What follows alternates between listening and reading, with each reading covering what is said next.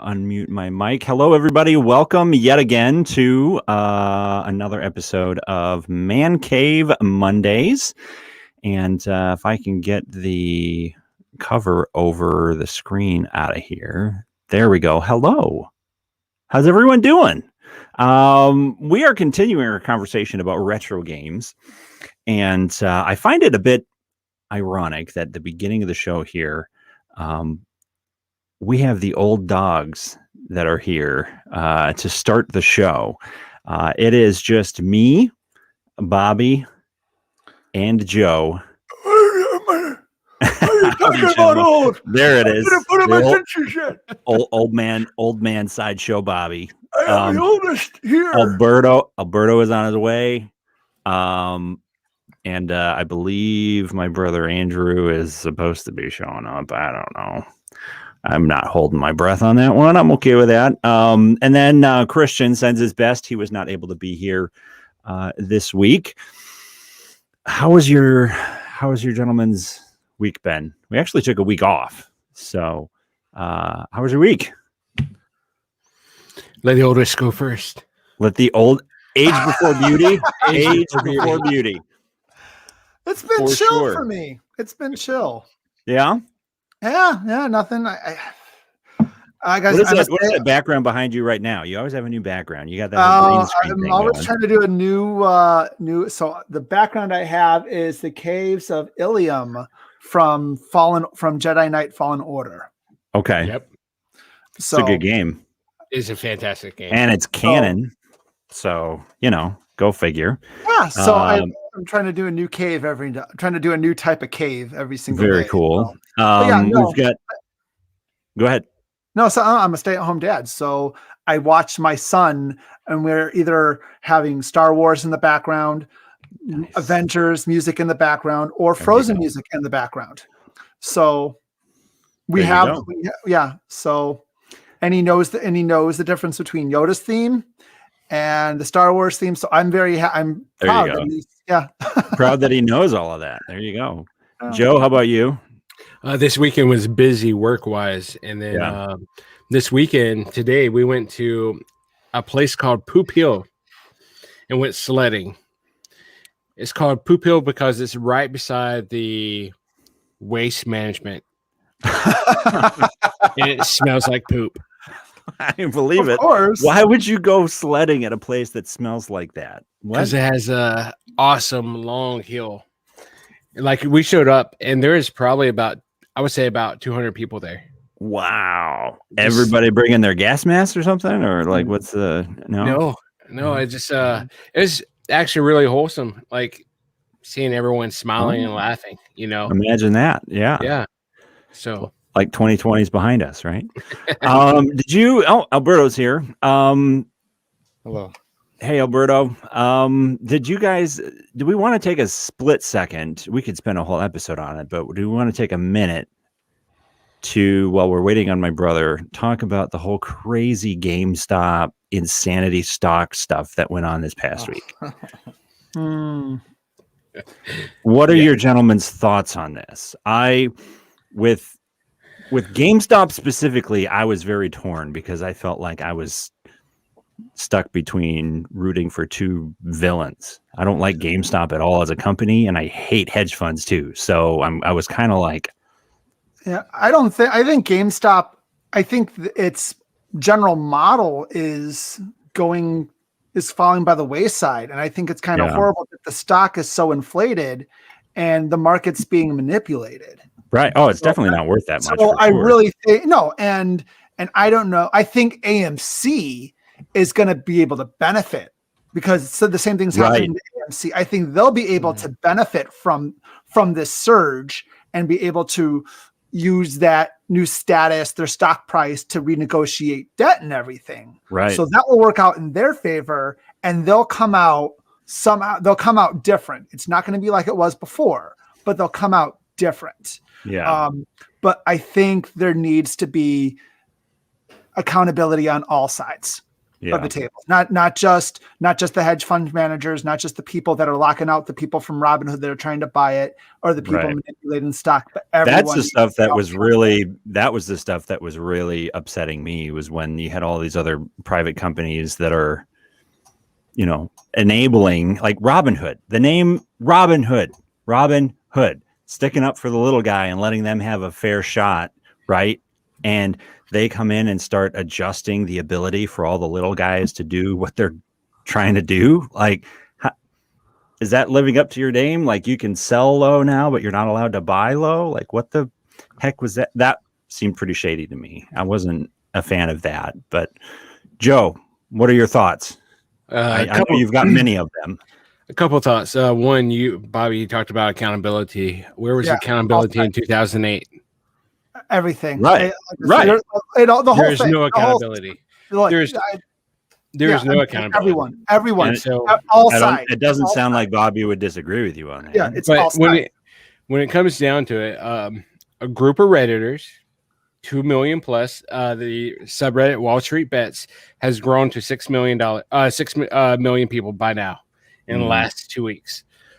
Banded together, and they're holding this GameStop stock. It was all the way up to 450, and people did not sell because they knew it was costing billionaires billions.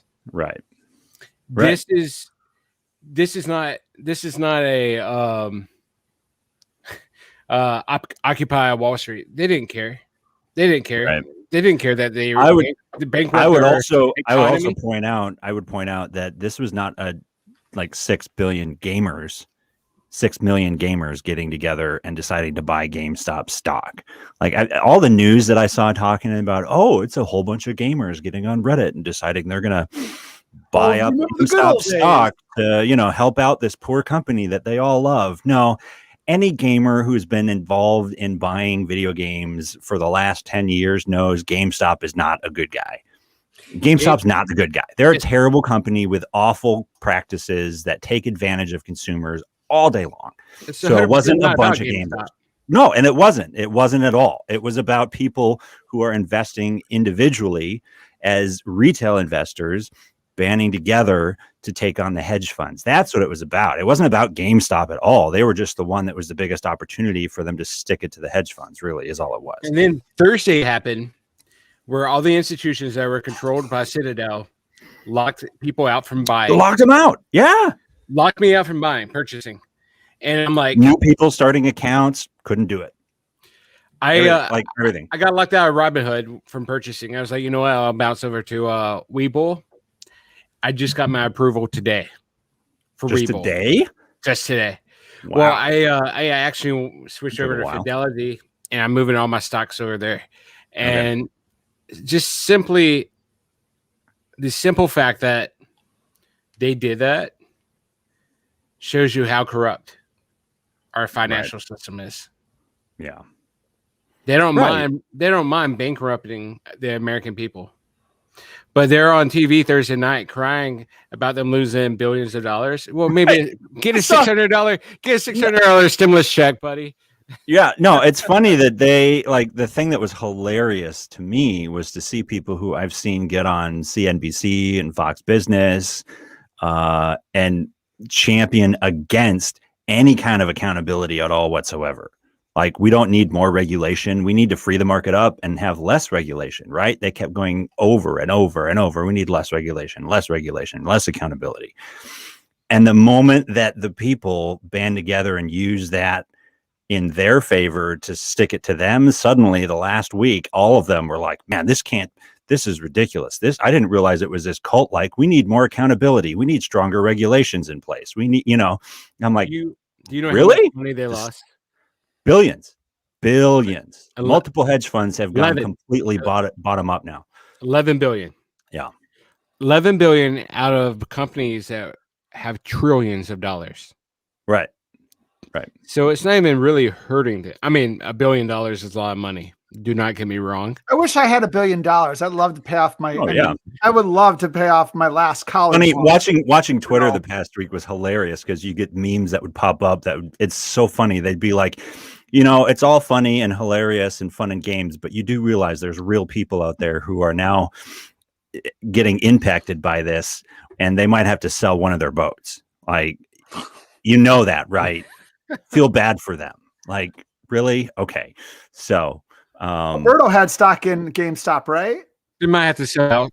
Alberto used to work at GameStop. Alberto, what are your thoughts on this? Were you stuck in the middle of this? Like, who do you cheer for? Did you just sit back and watch the whole thing and let it fall apart? Sometimes you just gotta watch it burn. It was kind of a bittersweet thing. So there's a soft part of my heart, or soft place in my heart for sure, for GameStop. As scummy as the business model might be, and I've experienced it firsthand, and it really, really sucked. But the idea of just being in a video game shop, being in a video game store, that's still like every kid's dream. That's still every gamer's dream. So like at its core, I think GameStop is still really awesome. But working there, oh my God, I can't tell you how many times I was in trouble, quote unquote, in trouble, because I wasn't pushing certain motives in certain aspects of the business model. So like a thing is like they always wanted us to have X amount of pre-orders every single day, or sell X amount of money in pre-owned. And what really sucked is that sometimes someone just came in and all they wanted to do was just do an exchange, or somebody just needed to buy a Pokemon trading card booster pack, a $5 purchase, and that's it.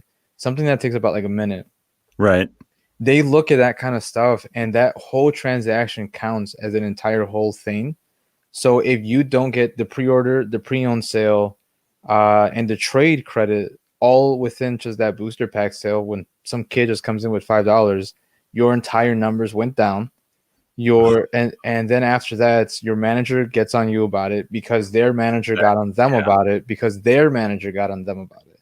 And it just went all the way down. See, that's like pushy, predatory, real. Yeah, and that's the part I really hated. Retail. And at one point, like towards the tail end of working there, they started implementing the iPads, and we were instructed to walk around the store and carry this iPad over like this little satchel kind of shoulder strap thing. And you're supposed to, let's say Dan is looking at the Xbox games, and I say, "Hey, how's it going?" And you just say just a gentle greeting. Afterwards, I'm supposed to say, "Do you have a Power Rewards card with us?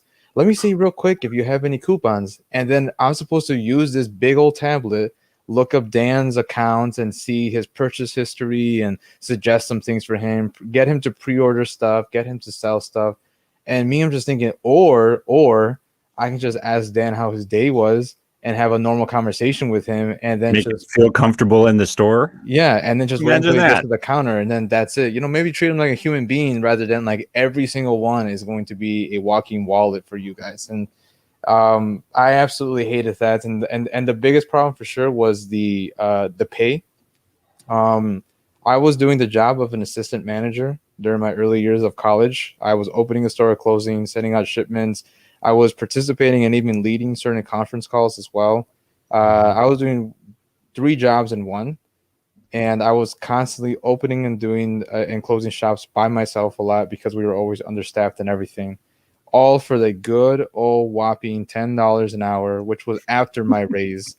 Working 39.75 hours a week. If I ever touched 40 hours, I would get written up. There was one time I did touch 40 hours and 15 minutes, and I get written up because you were working 40 hours.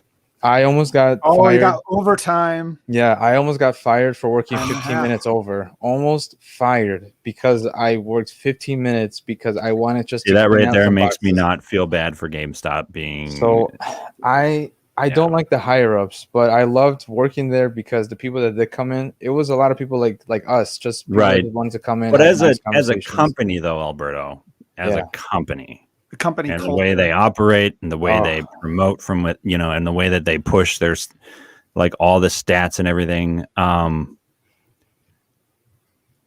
Do you feel bad if their stock drops and they go out of business? I hope it's a wake-up call, and I hope it's the wake-up call that every employee has felt years ago. I remember working there absolutely years ago, and every single shift, anytime something happened about us in the news, we just kept thinking, yeah, like they need to rebrand. they need to go back to the roots. They've lost their way, and all they care about is the bottom dollar at this point, and they're just digging themselves a hole. So if this isn't the big wake up call to them at this point, I don't know what would be. I really don't know. It's too late. What's going to happen? This is a bubble. It's a very small bubble. It's going to burst. It is, in weeks. And when it bursts, their stock is going to plummet. These executives who are making money right now, they're just going to walk away with it. They don't care. They've already filed bankruptcy. Yeah. I think a lot of what's going to happen is the people who are shorting GameStop stock that didn't make it, obviously they're done. They're out of here. But having the stock go up this high enables people who are able to wait it out, last it out, or even dump in now and start shorting GameStop stock now when it's super high and start the whole process all over again. Like, I don't know that it's solving anything necessarily other than dropping a bunch of hedge funds that are no longer there, which isn't a bad thing. But Andrew, what are your thoughts? Dude, wrapping up, GameStop has been crazy. The whole GameStop thing it's been nuts. I've learned a lot more about the stock market because of it. So, that's for sure. Yeah. I think you guys. I didn't hear everything you said, but I'm sure you guys have covered it. It's so funny how many good videos and memes have come out of this whole thing. There are just too many good ones. So, dude, it's been a riot. If anything else, totally worth it just to watch all of these hilarious anti-hedge fund memes.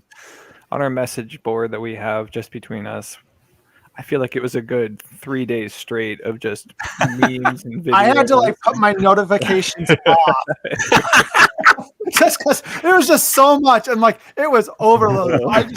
I'm just gonna turn off my notifications. And Stock market overload. Joe and Dan talk about Star Wars, and we want nothing to do with it. Right. That's what that's like. Yeah. Exactly. We have this little for everyone who's on the outside, we have this little Facebook Messenger chat, and we sometimes change the name of the group. Whatever the type of conversation to make a joke out of it. So it was, what was the last one? It was do-it-yourself man cave ideas because Dan was working on a Zelda table.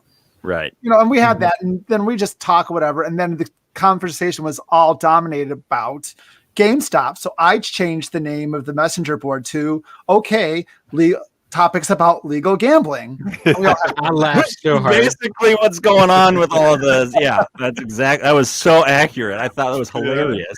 And then I put turn off for another 8 hours and come back later. Yeah. And then we come back, and I think now it's set to. I think we landed on saving AMC because all of us are big fans of going to the movies still, and we figure that's the way to do that. So, hilarious. So, moving on. Should we dive into our actual conversation here? Yes, please. About everything. If I can find it here. Where's the... Oh, it went away. There we go. I got to bring it up. Andrew, how was your week? My week was great. Since we're talking about retro and the future of retro and remakes and stuff like that, I do want to take a minute and talk about a game called Cyber Shadow. This game is amazing. It is Yacht Club Games made it, which they also made Shovel Knight. Mm-hmm. That's their big thing that they're known for. So this is their newest game. It just came out. It's on Game Pass. So I got it. I downloaded it. What is it called? It's called Cyber Shadow. It's basically a modern Ninja Gaiden 8-bit game, but it's got RPG elements of upgrading your character and somewhat Metroidvania, you can go back to previous levels and stuff like that, and unlock stuff that you couldn't get through before. And I'm a sucker for any Metroidvania game. But I've just the game is just... It looks beautiful.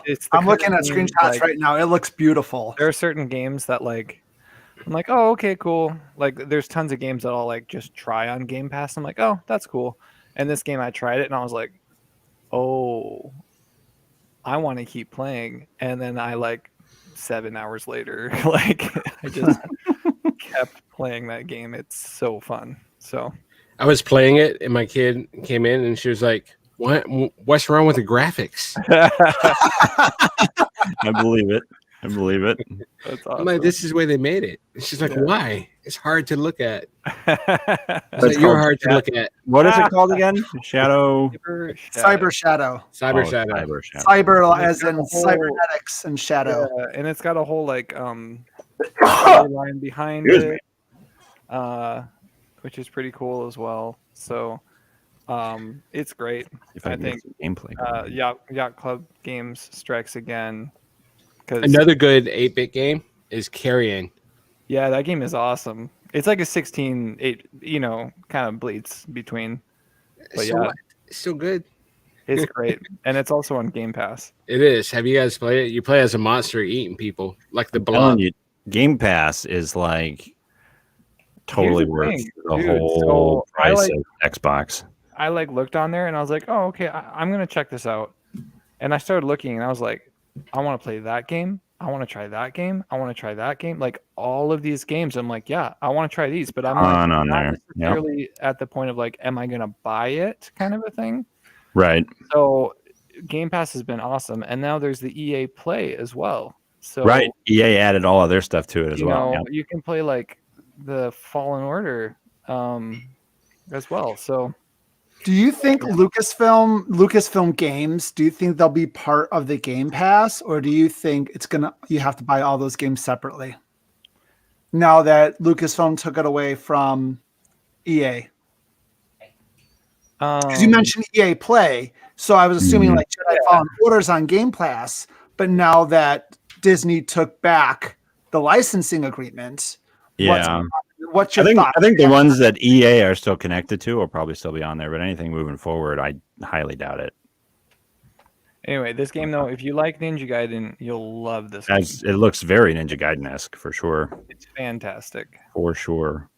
Did you guys ever see the ROM hack? I may have posted it on the Facebook group, but the ROM hack of Ninja Gaiden that is all Deadpool. Mm-mm. No. Like they made the whole first Ninja Gaiden game on the NES into its own legit Deadpool game, and it's amazing. That's cool. I was shocked. Like it's not like they just took Ninja Gaiden and threw a Deadpool character in there. Like it's a whole completely redone everything, which is super cool. So awesome. Very cool. Well, let me bring up our slide here and we will get going with the full-on conversation. Here it is. Man Cave Mondays Retro Gaming Part 2. The very first question. This is something that Christian, I think, posed to us last week, right? And that was the question. He's not able to hear. He's not here to answer it. We'll get his answer later. Maybe he'll jump in on the comments and or leave a comment or a mention or something. Whoa. What is one game Sorry, guys, you could never beat while you were younger? And now that you're older, maybe you want to give it another crack. You want to give it another shot. First up, Alberto. Yeah. Chameleon. Kid Chameleon. Okay, so give me a second to talk about this. I don't even remember what warehouse store I went to as a kid. I just know it was a warehouse store, but they had a really small CD section, and I mean like the size of like someone's kitchen. And for whatever reason, Sega Genesis Smash Pack for the PC was one of the games there. I didn't know any of the other games except Sonic the Hedgehog 2, which was included in the collection. And I asked my parents, I said, can I please get this game? And we ended up picking up that game. And it was our first PC game for home. And let me tell you, that game or that disc right there alone, that like compendium, was the reason that I became a huge Sega fan.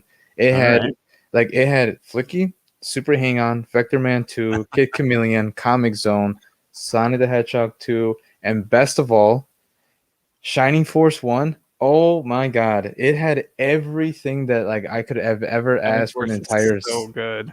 I loved that pack, but Kid Chameleon was the one game my sister and I kept revisiting. The front cover looks, I mean, it's marketed for kids. It's total retro. You see it as a kid, and you're like, that looks badass. I want to play that. And it is one of the most difficult games I've ever played in my goddamn life. You can be Freddy, or you can be Jason. Yeah, you can play. Wait, you can play as Jason in it? Yeah, No. yeah. You get a Jason Really? and you get an axe. Yeah. They won't Not say that. officially. They don't officially call it, but it's But it's Jason. big buff dude with a ski mask and a machete. That's Jason, of course. Hockey mask. You get a bunch of different power-ups that you can play. They advertise, there's over 100 levels. You don't have to beat 100 levels. There's tons of shortcuts and portals to go from level to level. All right. Being a kid, I didn't have the internet at the time. Okay. That meant you had to keep trying the new portal, the new shortcuts, and see, okay, write it down real quick. Where does this go to? Okay, this goes to here. And you're trying to make the easiest route to the end. Never beat the game as a kid. And it wasn't until very recently, just this past fall, I remember that Kid Chameleon was added on the PS3 with the Sega Genesis collection. And there were still cheat codes for it. And do the cheat codes still work? I don't remember if it was the original one but they still had cheat codes for it. And then I ended up being able to go to the final boss. And let me tell you, I know for an absolute fact, most certain thing I've ever thought about my entire life, I would never beat that game without a cheat code. Have any of you ever played this game? Yeah. Oh yeah.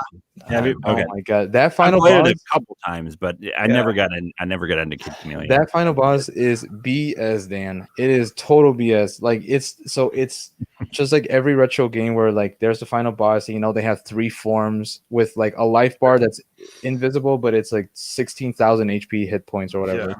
And so you never know when you're nearing the end. You never know. And here's the thing: there are 2 power-ups in the entire final boss screen. And they are, if memory serves me right, they are hidden power-up blocks, or at least you remember that there's certain ones that have hidden power-ups. You have to know which one it is, go pick up that power-up, and get a perfect run. No healing items. You get 3 hit points to it, and that is it. You have to hit the boss 20, 30, 40, 50 times, all completely in a row. Dang. And there's no checkpoints to it, and I died with cheat codes at the age of 25. It was BS. I hated that ending. Screw this game. And then what made it worse, I beat it. I was so excited. I beat it, and I was thinking it's going to show a cool cutscene at the end because the cutscene at the beginning was really cool, kind of showing the kids being stuck in the virtual game. No, it was and everyone returned, and the boss was defeated. And then it goes right back to the main screen. That's it.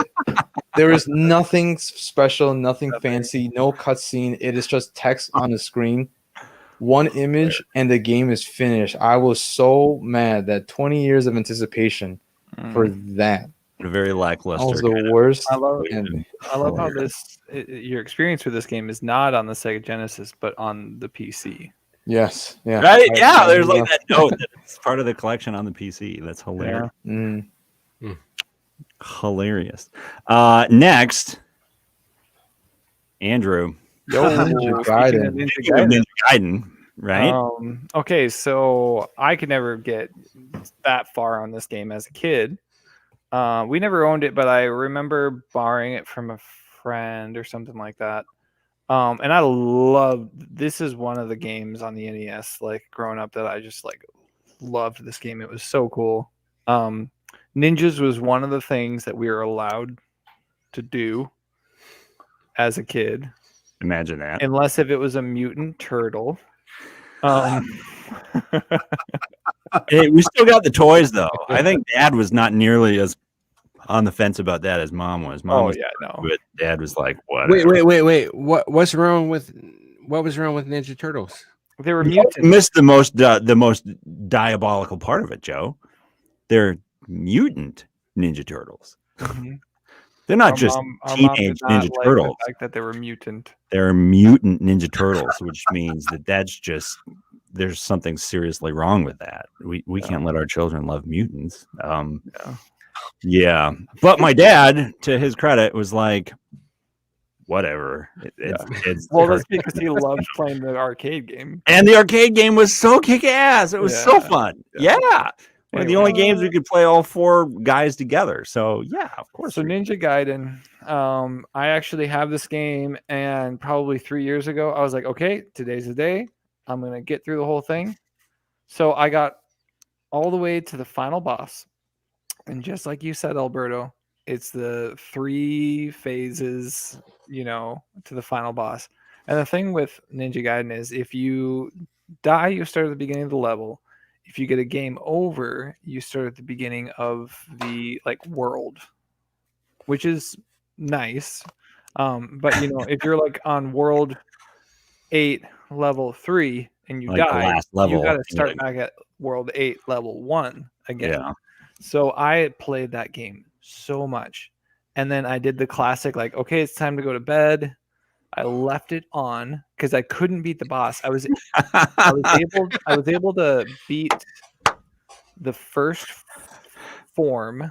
Let that thing heat up, right? You're a fan on that thing. Good Lord. The thing with the final boss is, if you beat the first form, you don't have to beat it again. And if you beat the second form, you don't have to beat it again. So if you die and continue and come back, you get to start at, comes back as the next form that you were still hadn't beaten, basically. Right. But so I left it on overnight, and then the next morning I was gonna pick it up again, and my boys wanted to play a different game, so they turned it off. And are they alive? And I was like, are they alive? Oh my gosh, that was so much work. So I still haven't beaten it. But I probably could just do a cheat code and get to the last world, since I've done all that work. But then I didn't put it in here, but then the Ninja Gaiden on the Xbox as well. That game is that thing's insane long. It's so hard. It is so long. Is that the Ninja Gaiden Black? Is that the one you're talking about? Yeah, but we played the original one. Right. So that's the thing. The original release of Ninja Gaiden on the Xbox was so insanely hard, and they bragged about it. They said less than 1% of people who buy this game are going to beat this game. You will never beat this game, basically. Wow. And it's true. It's one of the hardest games probably ever. So it's like Dark Souls. Right. And it's so hard, and so many people were complaining about it, that they released Ninja Gaiden Black, which had a version of the game that you can alternate the difficulty settings of it. But in order to adjust the difficulty settings, here's what you had to do. You had to die one time officially, like all your lives, everything, no restart, no continues, all that. And it gave you the option of adjusting the difficulty, but in doing so, it made you admit that you are not a true ninja, or whatever it made you acknowledge the fact that basically that you're a friggin' pussy and you want to wimp out and go the easy route, right? In order to beat the game and continue playing. So it was their way of answering everybody's complaining of, okay, sure, we'll make an easier version of it for you. And while we do that, we're going to make you admit that you're not a good gamer, right? So, but I would have beaten that game, but we ended up selling the Xbox at one point, or maybe you moved. I think you moved. I moved, yeah. The Xbox with you. So, but I was really good at the game, and he was getting really good. I just never got far enough in it. But literally, there are so many moments in that game where you're like, okay, this is the final boss. This is it. Nope.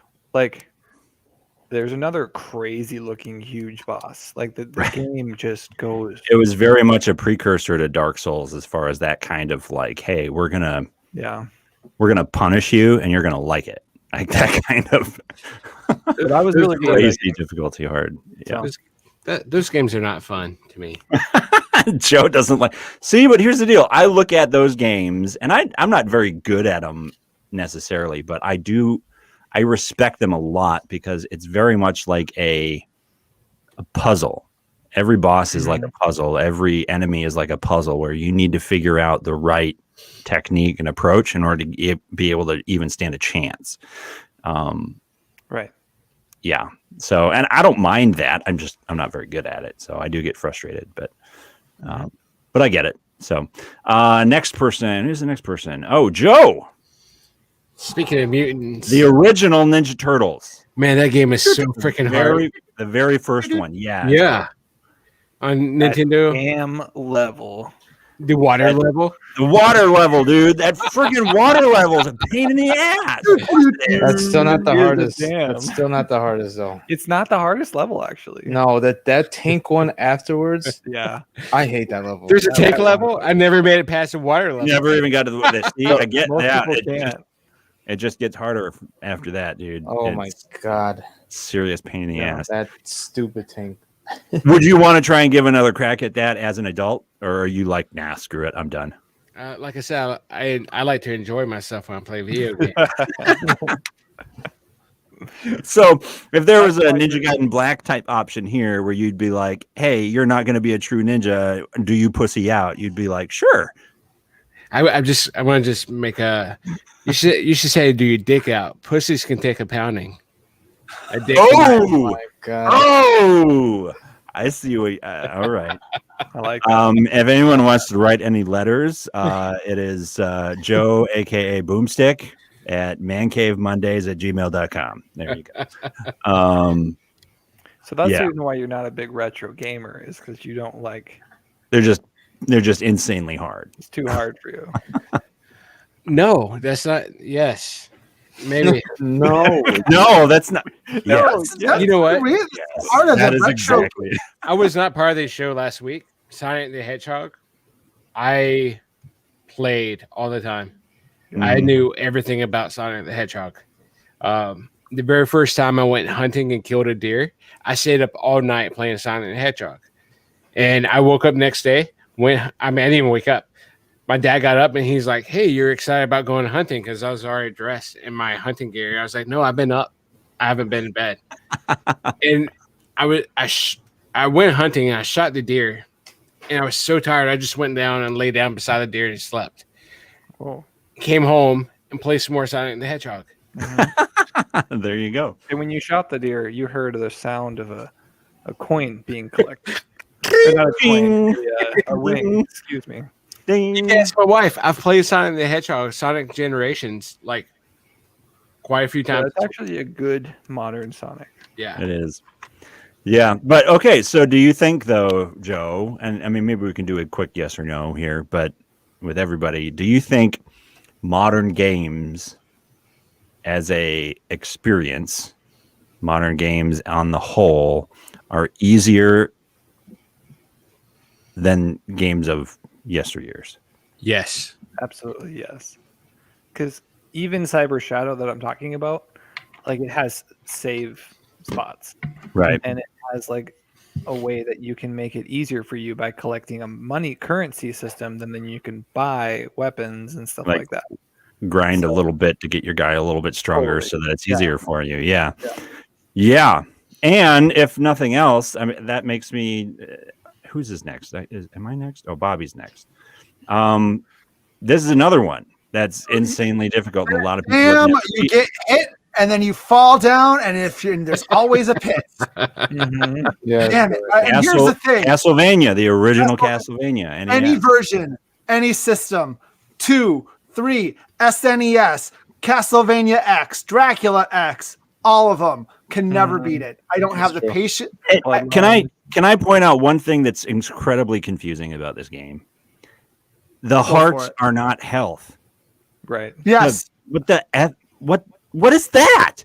First time I ever played this game, I was like collecting all these hearts from all this stuff, and I'm like, sweet, my life is still good. You know, we're not even paying attention to where the actual life bar is because I figured you're collecting hearts, you're collecting health. Nope, not in this game. Not even close. That's why Bloodstained Circle of the Moon fixed that. Bloodstained's a modern game that is a throwback to Castlevania. Oh yeah, definitely. It still looks very much like an NES. Do you have that when you get hit? Do you jump back 3 spots? Yep, it's still that. Yeah. Yeah, all that stuff, dude. Oh, That's yeah. exactly right. It's totally like a See if I can modern get some gameplay Castlevania, footage of it and here. it is really good. I want to say that I watched my mom stay up till like 4 o'clock in the morning and beat this game. Castlevania? Your Yeah, mom can do it. then, Really? Bobby, you can do this. Wait, Do this, Bob. We Joe's believe in mom you. did this, and my Bobby No. can't do it. my mom was stubborn as hell though. So I just love that your I get mom that. was playing I get that. Castlevania because Castlevania and Super Mario.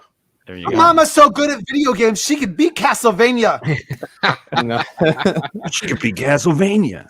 It was Well, hard. talk about And another- Metroid. She beat Metroid, Super Mario Brothers 3, There you go. and Castlevania. Sweet. Bloodstained Curse of the Moon, right? Yeah. Curse Yeah. of the or Circle There's Or, yeah, Curse of the Moon, and is then the there's 8-bit version of, yeah, yeah. right. Yeah, right, my right. mom's played like Wii boxing. That's about it. So Wii boxing. There you go. Yeah, wanna talk I was Or go ahead. Never mind. no, so I was playing so I have all the ROMs on the Nintendo Wii, and I was playing through all the SNES versions, and it's just like it's the same thing. I just don't have the patience for it. I beat Super Metroid again. Took me 10 hours, 10 hours and 30 minutes, but I did it. It's about a 10-hour game. I mean, unless you know all the cheats and you know how to do all the all the floats and stuff. But This is But yeah. so here it is for those of you watching live on video. This is Curse of the Moon, Bloodstained Curse of the Moon, straight up Castlevania, like Yeah. for sure. So the But- lanterns or the vessels there, that is what hearts are in Castlevania. Right. And then hearts are actually hearts.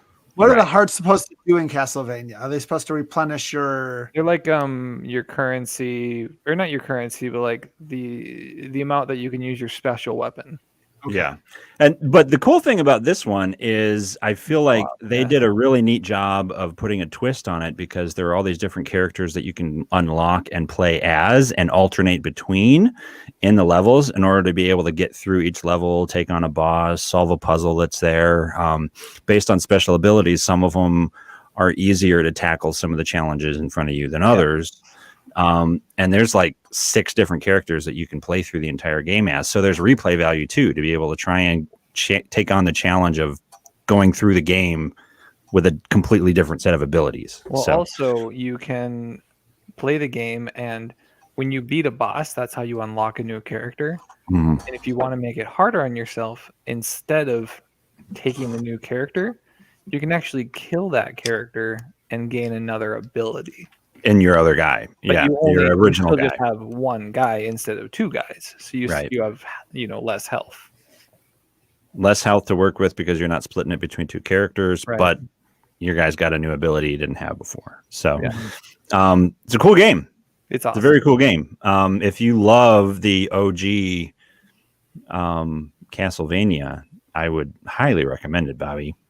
And Highly the recommend it. other Bloodstain that it was the main game that they put out is supposed to be like Symphony of the Night. Oh, so that's like the 32-bit version of it, basically. Yeah, and it's Gotcha.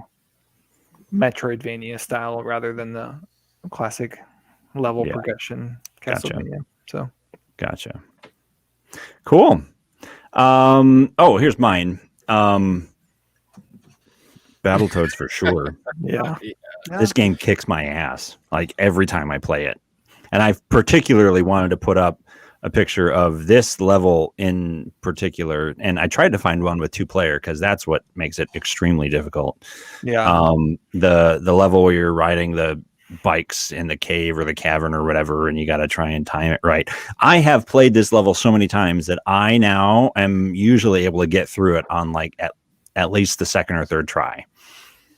Trying to play this with a 2nd player though, Because if either of you crash, it's it's game over, right? yeah. In addition to that, if one of you is better than the other and you're not keeping up with each other, right. and this slower person gets off screen, they die. Yeah. Like they straight up die and you have to start over again. So it's like you both have to do it together in sync, completely, in unison. And on top of that, there's friendly fire. So when you're a kid, right, and you're playing with your brother who y'all start fighting over every little thing, right? Yes. You're like, oh, I want to get the weapon. No, you got it last time. No, I get it, right? And then you start fighting each other so you can get the weapon. And then the guy with the weapon starts beating the crap out of the other guy because the other guy is trying to beat the crap out of the dude with the weapon so he can get the weapon. Like that makes it so much harder, right? And there's no option of turning that off. That game was like our coveted, like, if only we could own Battletoads. Like, right. We rented this game so many times. We never owned it, but so many times. We wanted to own it so bad. And now it's on Rare Replay, and you and I played it together, and we Battletoads still can't beat it. Better than Mutant Turtles. Even on Rare Replay, where you have the option of rewinding and starting over if you do something where you suck, you can literally rewind it and redo it, and we still can't beat it. Yeah. Still can't beat the freaking game. And then you look on YouTube and you see these people who are doing speed runs of it, and you're like, okay, you shut your face. Humbled. Watch the speed runs. I don't know what you do with the rest of your life, but clearly you spent your entire life playing Battletoads. You don't have a job. They hit around cocaine and then they go at it. And then they just hit Battletoads as hard as they can. Like, I don't know how people do this. I don't know how they do it. And apparently the original release of this game actually is broken to the point where it is impossible to beat it unless you know how to glitch past a certain point in one of the later levels. So you don't have to worry about the broken part of the game that won't allow you to continue to advance. Like, that's how messy and difficult this game is. And I still haven't beat it. I still haven't. I don't think I ever will. So ridiculous. And then I also put, just as a which is sad. You honorable mention, this is super sad. I know it's sad, but the original Zelda, I still haven't beat it. I'm actually in progress of trying to beat it right now. So which I'm proud of you.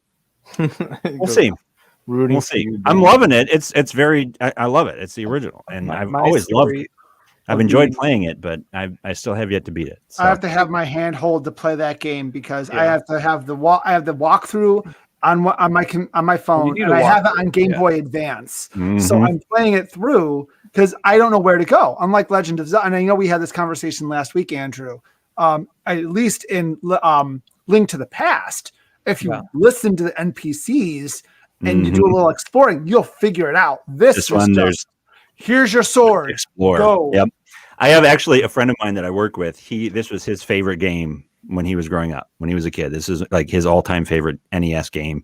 And he loved it so much to the point where he actually had graph paper and he drew by hand, which he still has as a grown man, his graphed out map of the entire level in detail, like the whole world in detail, graph paper drawn out by hand where everything is. And I was like, dude, that's impressive. That's pretty awesome. As a kid, he was so intense into figuring out everything in this game that he was like making notes and drawing pictures, and this thing's here and this thing's there. Like, and he still has it. I'm like, dude, that's pretty cool that you hung on to that. So my quick story of beating this game, I was working at a,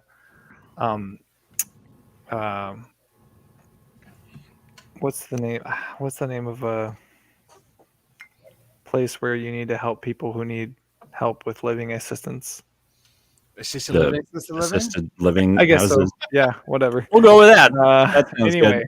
We'll go with that. Thanks for the assist there, Joe. I appreciate it. One of the residents woke up like super early in the morning, and I was doing an overnight, and it was like 3 a.m, and I was just like, I can't fall back asleep. I'm awake, and I had a GameCube disc of this Zelda 2, Ocarina of Time, and Majora's Mask. Oh yeah, I remember that. So I was like, you know what? I've never beaten the first Zelda. I'm gonna do it. So like I got paid, because technically like I'm getting paid to sleep, and I'm just deciding instead to stay awake. I got paid to just beat Zelda, and it was. How long did it take you? I'm curious. Like 8 hours. 8 hours. Yeah. Yeah. A whole night's worth of Just sleep. straight. I just went straight through. There we go. It was awesome. So next question. What game or games deserve a remaster? This is going to be an interesting one. Me, a little controversial here. I think the first Zelda would do very well to get a remaster of it, not unlike Link's Awakening. That would be cool. If you were to get the original one, not changing a ton, keeping it still, the original, but giving it a fresh new coat of paint that makes it look, like a modern day version, I think would be really cool. So you don't think that Legend of Zelda Link to the Past was enough of a reboot? It's not a remaster. That's a whole other game. I know it's a whole other game, but to me, it felt like such an improvement from the original. Right. It is for sure. But Link's Awakening, I think, if you were to get, it'd be cool to do it in the art. You could do it in the art style of Link to the Past if you want. But the remastering and re-release of Link's Awakening, I think, would probably be how they would do it today. Link's Awakening is beautiful, and I think too that that's still more like Link to the Past. Right. Even with the graphic, that's just a new fresh coat of paint, but it's still the same game. I think that was. I think Legend of Zelda. Would you improve upon it or just give it a fresh coat of paint? I would. The original Legend of Zelda. I would. Would you give any hand-holding remaster it? Meaning it would be the same core game. All of the puzzles, all of the bosses, the way they behave, all of all of that stuff. What to do. Right, all the same stuff. Yep, exactly. All of that stuff would be the core, same game. Maybe have different difficulty levels that allow you to adjust how much assistance you want on it, because modern day gamers apparently need their handheld, and they'll expect it from a Zelda game. But, yeah. Someone was going to say Bobby's having his handheld there. I think that this would be a really cool HD, because even just thinking about like the mountainside, right? Like, that's like such a classic look, and it'd be really interesting to see like how do they make that look modern, right? Right. I think it'd be cool. Another one that I think is long overdue, and this was kind of my honorable mention, is GoldenEye 007. This one, and here's the funny thing, next slide here for those of you watching, they've actually tried, like there's independent teams who've done it. This is what it looks like on the Unreal 4 engine. Like developers are working on this independently, completely without approval from anybody who has rights to this franchise. But it would be so good. It would be so good. Not changing everything about it to make it a modern day shooter. That's not what I want. I want the same core gameplay, the same deal. Maybe twin stick though. But dual joysticks, right? Like the controls of it are going to fit a modern day controller. The graphics are going to be updated significantly. The physics of the game, like that sort of stuff, update all of that. But the core gameplay itself, where yes, you can hold a bajillion weapons and dual wield all of them, right? I have a question real quick. Yeah.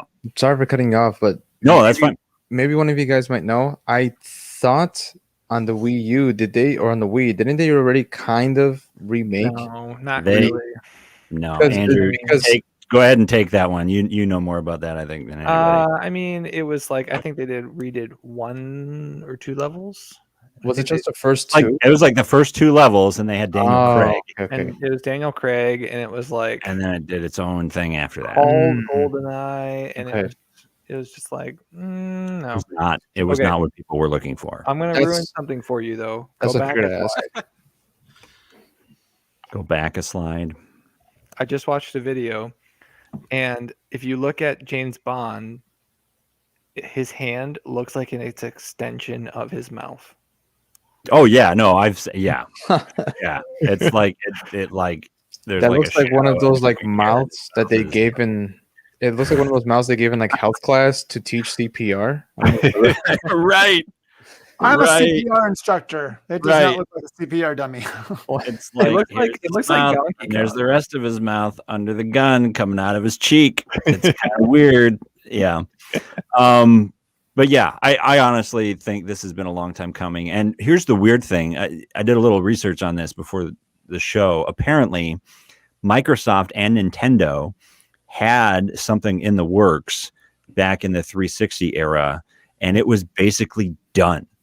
Like it was finished. They were going to have it released as a Xbox Live arcade release. Whoever United Artists, I think, is the one who does the Bond franchise, and them and Microsoft, because Microsoft owns Rare, who is the original developer, and Nintendo pulled the plug on it like less than a year before it was expected to be announced and released. But it was basically done. It was going to be an Xbox It is Live sad. online multiplayer. It would have been amazing. Never got to see it. So that's my honorable mention choice there. So Joe, This is awesome. that's hilarious, dude. I'm seeing a lot of these for the first time. You picked RoboCop versus Terminator. Did any of you play this? Yes. That is hilarious that you've chosen that. Have you played Mortal Kombat 11 yet? That's they throw that in there. They let you do that now. Yeah. That's hilarious. I play this game constantly on my Super Nintendo. Yeah. For some reason it gave me migraines, but I didn't care. I still played You it. didn't care. That is Hashtag worth it. You are a retro gamer, man. Because even through the migraines, you were like, "I'm gonna play this game." I'm gonna do this. It was an interesting story too. You get to be RoboCop, and all the Terminators are overpowered you because you're just RoboCop and they're from the future. But then once you get to a certain level, you upload your consciousness, you get into Skynet, you rebuild your body with modern RoboCop technology, then you can all of a sudden beat the Terminators. And you're like in the future. laying waste to everybody. There's this one gun that when you shot the Terminators, it just like disintegrated them. Yeah. Do you remember that, Bobby? No, I just remember that segment of story. This is another game I've never beat. This was a series. This is a series of comics. This was they did release this on the Super Nintendo and the Genesis and the NES, right? Really, yeah. And they're totally different takes on the concept, but yeah, that's a fun choice. I'd love to see what do you think the modern day version of that would look like? Would it still be side scroller, Joe, or what are you thinking? It'd be a side scroller. 16-bit, you know. Yeah. Okay. HD. That's awesome. I love it. Excellent choice. Andrew, of course you picked that. Dude, they're so good. They're so good. You didn't even pick one. You had to go Donkey Kong Country Trilogy, all three of them. Yeah, man. If you're gonna do Remaster or just re-release them? If you're gonna remaster one of them, you might as well do all of them. I mean, I guess. Like, I want the same. They're all basically the same game, aren't they? Like, I've played Donkey Kong Country Returns and Donkey Kong Country Tropical Freeze, and I like them, but I like the control style of the original trilogy so much better. On the Super Nintendo. Yeah, and so like same control style, all of that. And there has been, like you said, people who have just on their own done this. And you can probably find video of it. And you can see, like, even if you got a second to look it up, like, yeah, I'm looking at it right now. You can see how beautiful the game could be in HD. It looks just like Donkey Kong Tropical Freeze is a beautiful game. Like, you can see like the hair on Donkey Kong like flowing and all the individual like hairs and everything. Like, it's a really, really cool game, and it would just be awesome to see this trilogy remade in modern graphics. What is it called? Donkey Kong Country HD, I think. The one that I watched HD remake. Donkey Kong Country 2. But I mean, I just love these games to death, and I'd love to see them made HD. That would be interesting. As long as they give it somewhat more of a care than that Super Mario Super Mario Well, Trilogy. that's not an H. I mean, technically it's HD because there. Well, I don't know. It's not a remake. It's a re-release, and then they upscaled it. What That's was what I it? mean. What did they do? Super Mario 3D All Stars. So it Mhm. was Super Just Mario does look 64. really good. Yeah, it is really good, but it's just very base. Like it literally is just those 3 games, and it's like celebrating the 35th anniversary. No, what you're talking Oh about is yeah. This remastering of it. This looks really good. it's super cool, and this is just like somebody, that just did it on their own. How do you do this though? Like, how do you really do like? I Because don't know. these are 3D rendered versions of all of the 2D sprites. It looks like the physics and everything is exactly the way that it was in the Looks the original same, game. yeah. Like, how do you do that? I don't That know, takes. but I would love to see this game made in an That's HD. pretty cool. That's pretty cool. Pretty cool. Very cool. Next one. Who is next here? Let's take a look at. I gotta wait for my screen to get ready. Get out of the full screen here. Next is Alberto. This is a fun choice right here, sir. I like this choice. I forgot my choice. But Max Payne. oh yeah, Oh, Max Payne. That's an excellent choice. Runner up, I- Tony Hawk. Of course, you threw Tony Hawk in there. I had to do that one. I already talked about it with you guys also before earlier, I think last week, but with the studio that got now merged with Blizzard, and we most likely will never see another Tony Hawk from Vicarious Visions. The likelihood of ever getting a Tony Hawk's Underground would be cool. So Yeah, that one, I'm like, it'd be a cool runner-up. If not, I did get my itch at least of getting a really good, faithful 4K remaster already. So that itch is already scratched. But specifically when it comes to Max Payne, the first one, the second one aged a little bit better, mainly because they didn't do that face from like Max Payne's like lead character. That face you see on that screenshot on the left, for those that are just listening, it's a screenshot of the main character Max Payne, who is 100% modeled off of the face of Sam Lake, who is one of the head people from the game studio Remedy that made the game, and that facial expression is throughout. Yeah. That facial expression is throughout the whole game. If you press pause at any time, Never whether changes. getting shot, jumping in the air, just moving about, it's that really bad stink face that everyone online just kind of makes. It does have a weird stink. It's like someone just farted in the room and he's like thinking about what he's going to say about it. It's that face the whole story. So, I say it'd be really cool to get a remaster of this one. I would love the core mechanics to really stay the same. We got a taste of it in Max Payne 3. If you guys have ever played it, I do find that game to be a really big underrated gem. But Max Payne 3, I was bummed that it didn't become backwards compatible. I thought for sure they were so bummed. with that game Red Dead Redemption and everything. Yeah, so much. But in Max Payne, the original one, Andrew, the original Max Payne. Yeah, we had it on much. Xbox, And I don't understand how we were allowed to play it because I don't either. super violent. I don't either. And Max Payne 3, they did do a couple of flashback sequences where you can revisit New York as Max Payne, and it's all grimy and dark and gray. So it was cool to see the capability of what the Max Payne original noir world would look like in HD. But now I'm like, okay, well now I would love it to get the same treatment that Resident Evil got, whether it be Resident Evil or Shadow of the Colossus and stuff like that. That it was much more than just a slight step up into HD. It's more into modern day 4K. So that'd be really awesome. One of our listeners on Facebook, I just threw it up here for a second. I don't know if it was this discussion. I think this might have been games that you played when you were younger and you never beat, but Contra was one other one. I'm surprised none of us mentioned that one, and I definitely am glad someone brought it. They remade it, Contra. It's on They did remake it. Yeah, they did remake it, remaster it. The franchises continue to move on, but the original one, impossible to beat. You couldn't. Yeah. Without the Contra code. Without the Contra code, you're not getting through. Without it, yeah. There is a toddler video game controller. out there you can buy at Target, and if you put in the Contra code, it will play. It does something special. That's Really?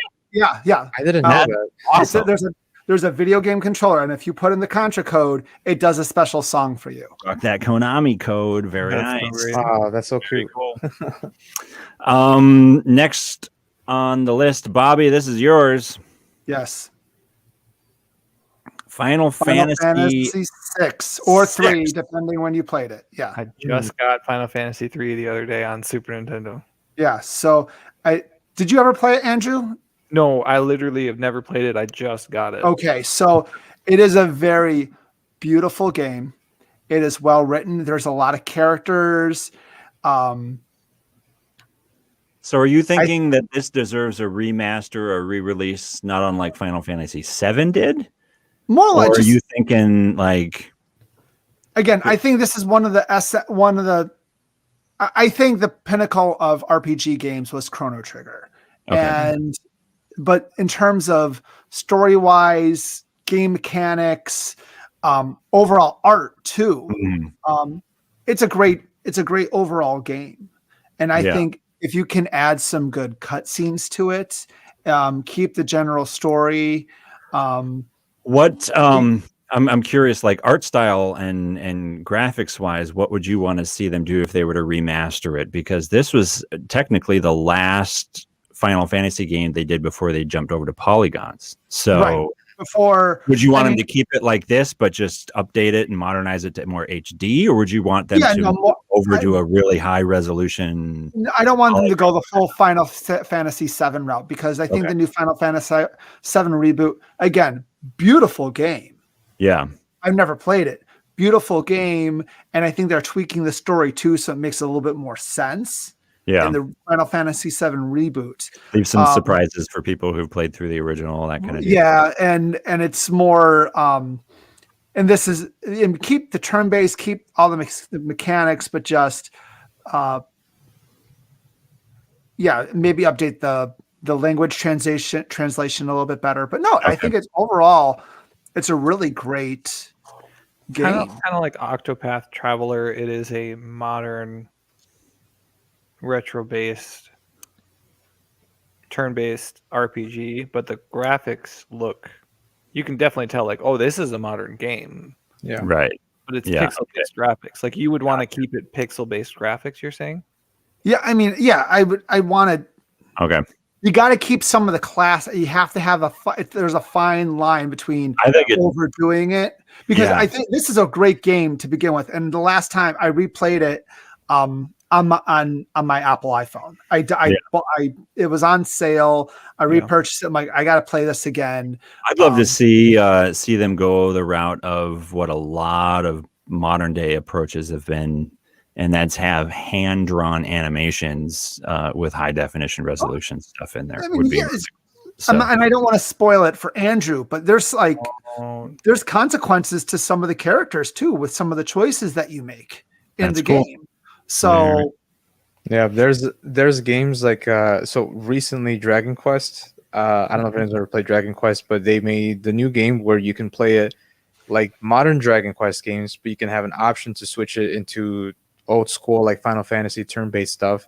And Final Fantasy VII, even like there's also a setting if you want to play it fixed and still have kind of just like the old-fashioned turn-based, you can play it like that and doesn't have to play like the new Square Enix's games. It could just play like the Square days. So that's cool. I think like the remastering of the Halo stuff where you hit the button and it goes back to the old school kind of thing, right? Yeah, so it also changes the graphics too, not just the gameplay. Yeah, very cool. So I think that'd be really cool. Oh, you got something too?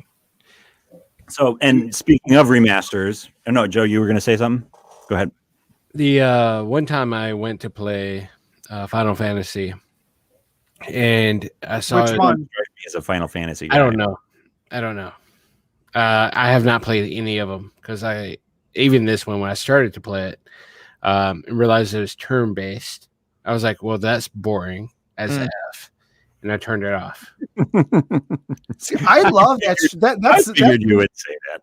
that's my type of game because you had to have strategy and the grinding. And I mean, it was just it's a modern day movie because to me, it was all about the story, getting to the next part of the story, seeing what was going to happen to these characters and how they're all interrelated and how you have these individual stories. And, you know, you get attached to them and it feels it's a satisfying ending. And the villain in Final Fantasy VI was a good villain.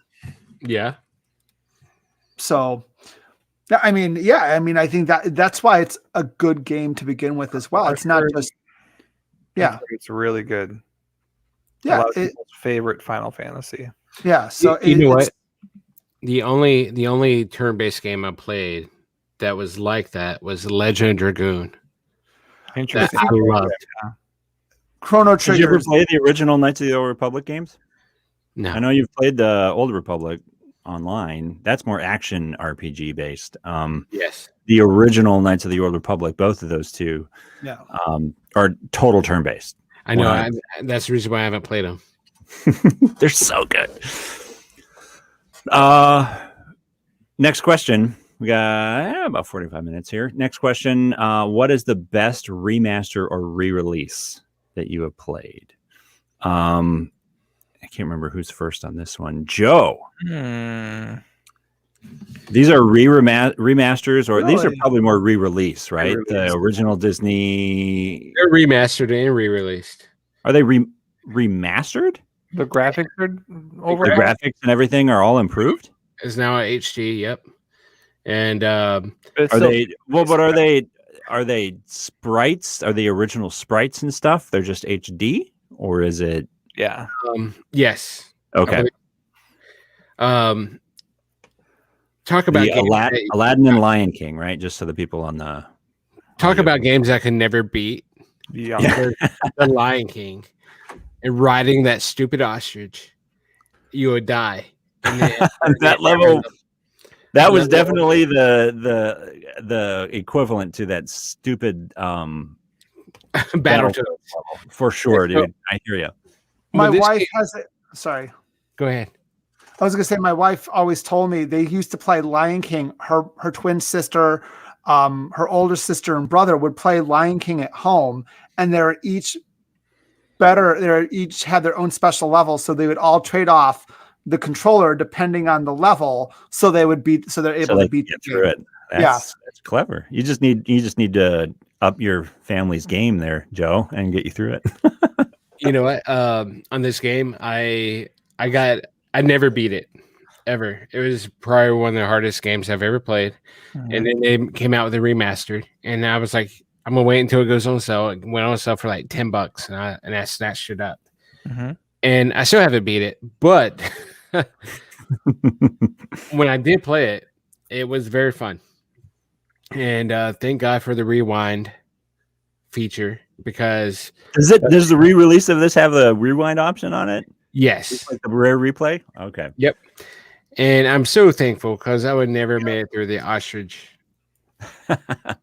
I'm impressed that this even came out, to be honest. That is a very good point. Especially with knowing everything with Disney, and it's not just Aladdin Genesis, isn't it? Also the Aladdin Sega Super Nintendo, or is correct? It yep, Genesis? It's all the versions of each, which is super cool. But I mean, to point out, Andrew, like Disney was starting to re-release a lot of the classic 32 and 8-bit stuff as well. Like you had the Disney collection. That's true. With DuckTales and Darkwing Duck, like that whole thing that came out. They did a remaster of the DuckTales that came out, right? Which is a good remaster. It is. It is a very good one. I was almost going to put that as my game. Were you? Yeah. It's a good one. It's a really good one. Next person, Bobby. I was surprised to see this one on there. Yeah, I played this one when I had my future. The 2012 release by Telltale Games, which is no longer a thing. Telltale is adios, Pepe. I didn't know this was a thing. But yes, so it is a good game.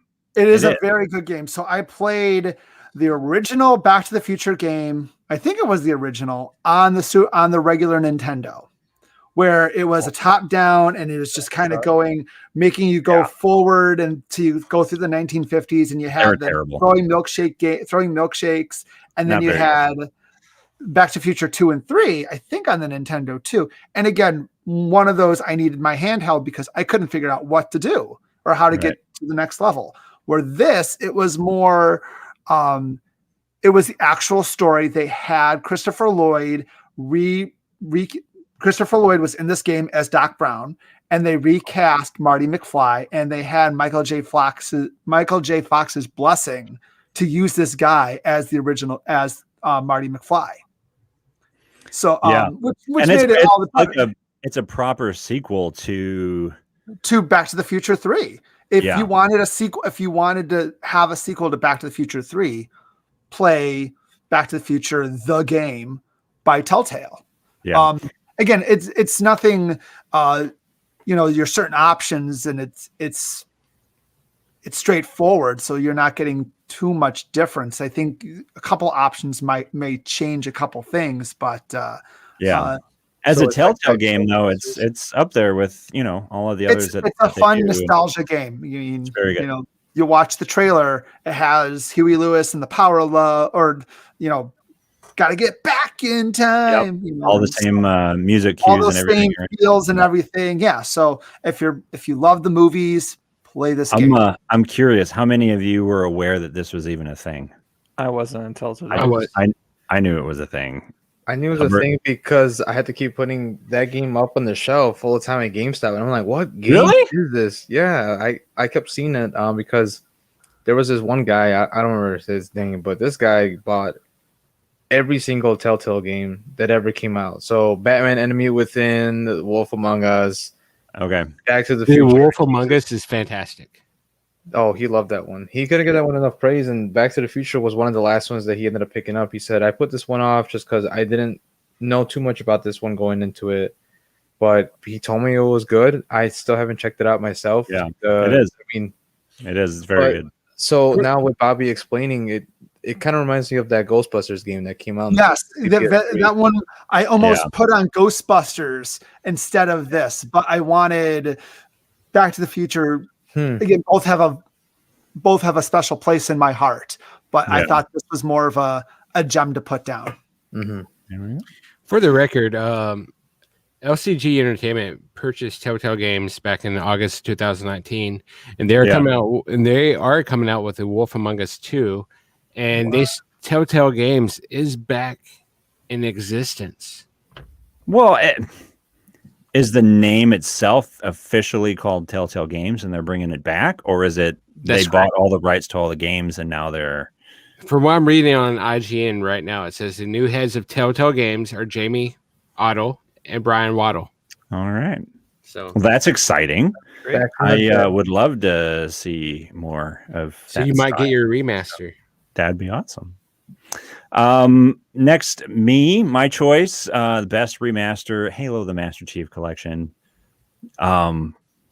This is what every Halo fan wants. To be honest, like anybody who loves Halo, especially the game as it stands today, when it came out, huge disappointment because you were online literally for 45 minutes trying to just get into a match, and when you got into a match, the matchmaking put teams that were radically unbalanced together, and it was awful, but they fixed it.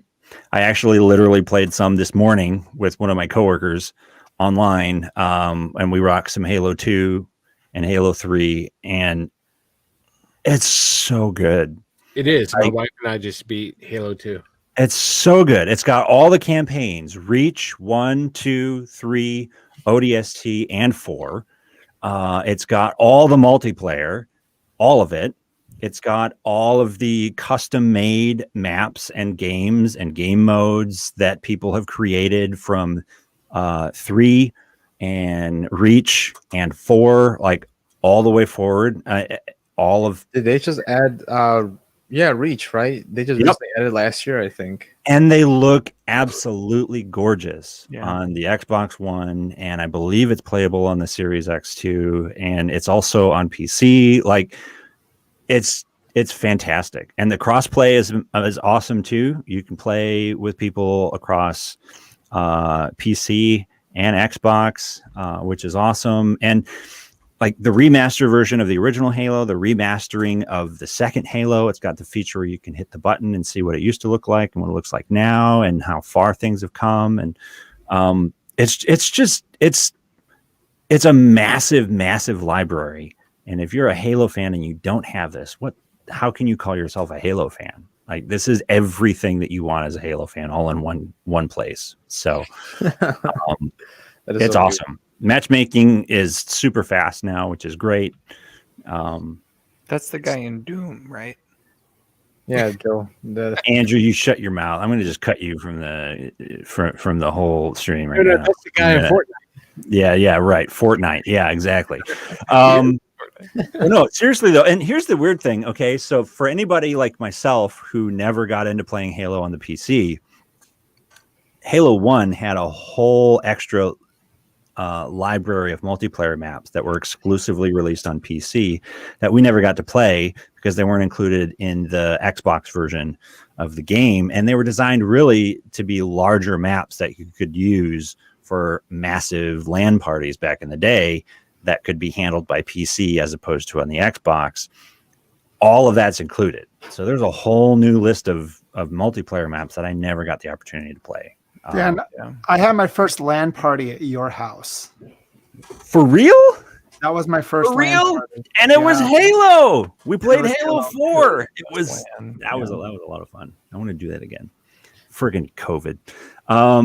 I think one of the coolest things, sorry, real quick for your Halo one. One of the coolest things for sure was I love that the launch was a disappointment and not the entire collection was completed. But I like that as the game kept going on, they could have very easily been like, okay, the new game's out, pay an extra $10 for that upgrade or something. Right. They could have. They didn't. They just kept giving everything. Yes, it's slowly but surely, but at the same time, if you're a Halo fan, like you said, that's the collection. They're giving it all for free constantly. You just got to get it just one-time purchase, and that's all. To be honest, I wish part of me was holding out that they would release something like this for all of the 360 era Gears of War titles. I would have loved to see a Gears of War collection like this. That would have been amazing, but yeah, we never got it. It was kind of annoying. But Alberto, your next game. Yes. Your major classic re-release, Mafia: The Definitive Edition. Yes. The first one. Yes. Also, I'm just as a heads up, at some point you might have to refresh the presentation. I like to turn my homework in late, and I put in my next slide's answer once the presentation all started, though. But anyway, though. Okay. Yeah, Mafia Definitive Edition.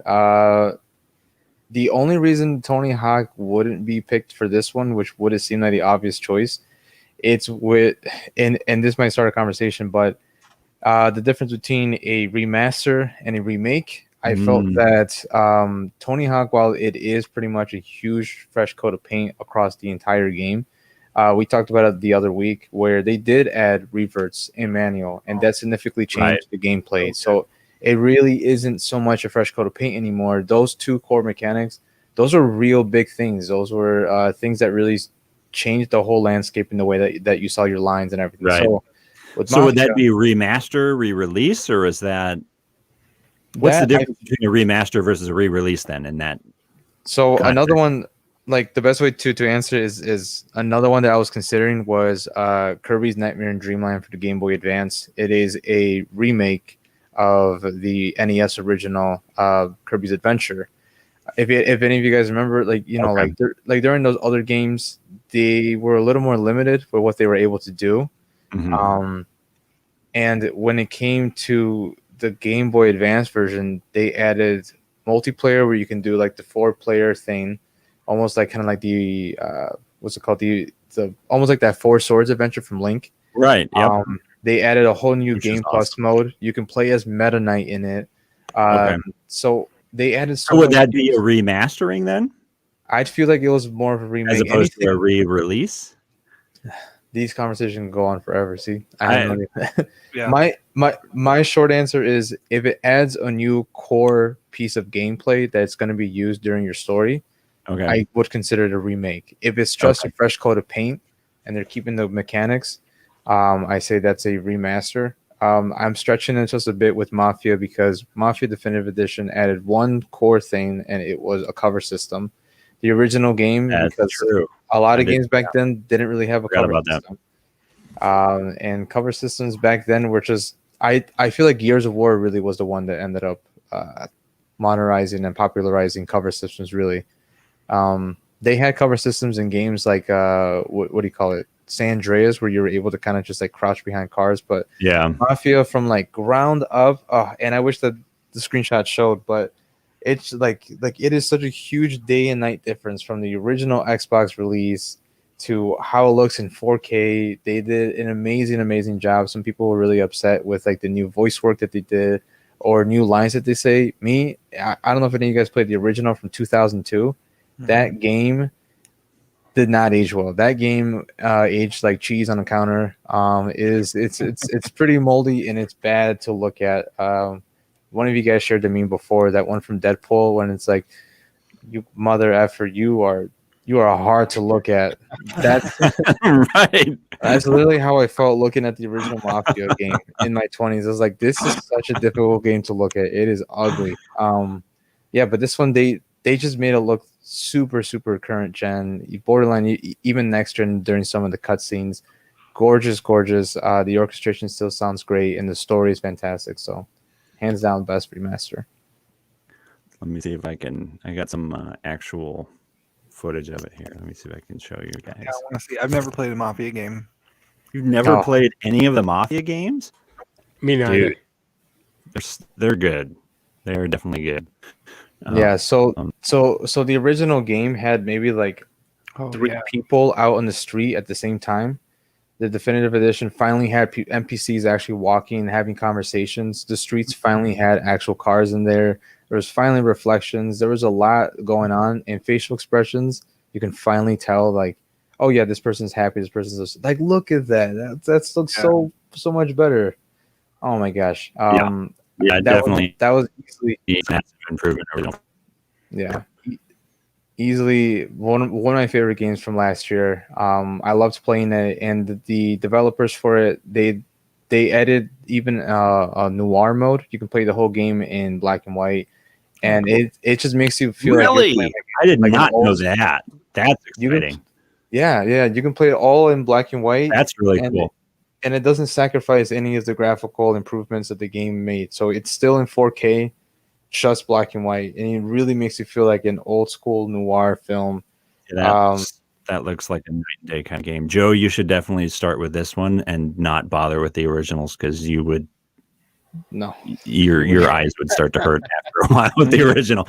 I know it would. You're a big graphics guy. I mean, look at that. That's like old school right there. His shoulders he was definitely wearing shoulder pads in that coat. Like, you can't convince me otherwise. He had sharp corners on his shoulders, and he could, cut someone if he fell on them. Like, that's And then there's just like Goodfellas. Looks so much better.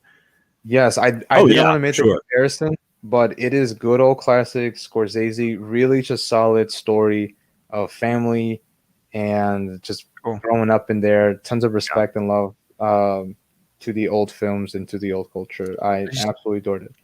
I just started watching Goodfellas on Netflix earlier this week, and my wife's like, "What is this?" I'm like, "Just watch," and she's liking it. I love Goodfellas. The only thing I would say, Joe, if and when you play this game, do yourself a favor, and I know you're not a fan of hard games. Play it on hard mode though, only because ammo is a lot more scarce, and there was moments where I'd be doing, using the Tommy gun during like a barn fight, and I'm down to my last 3 bullets. I shoot it, I miss. So while the guy is staggered and down to the ground, you got to really think quick on your feet. You're like, well, I killed the guy earlier by the stairs. He had a pistol. You pick it up. There's 4 shots left, and you think, okay, I got 4 shots. I got to make these shots count. So you gotta think through it a little more. Think quick on your feet. It's really awesome. I loved it. Very cool. I'm gonna play it again tonight. Andrew, your choice. Legend of Zelda: Link's Awakening. So I'm glad this one made it on there. I almost put this one on there. This was actually really hard for me.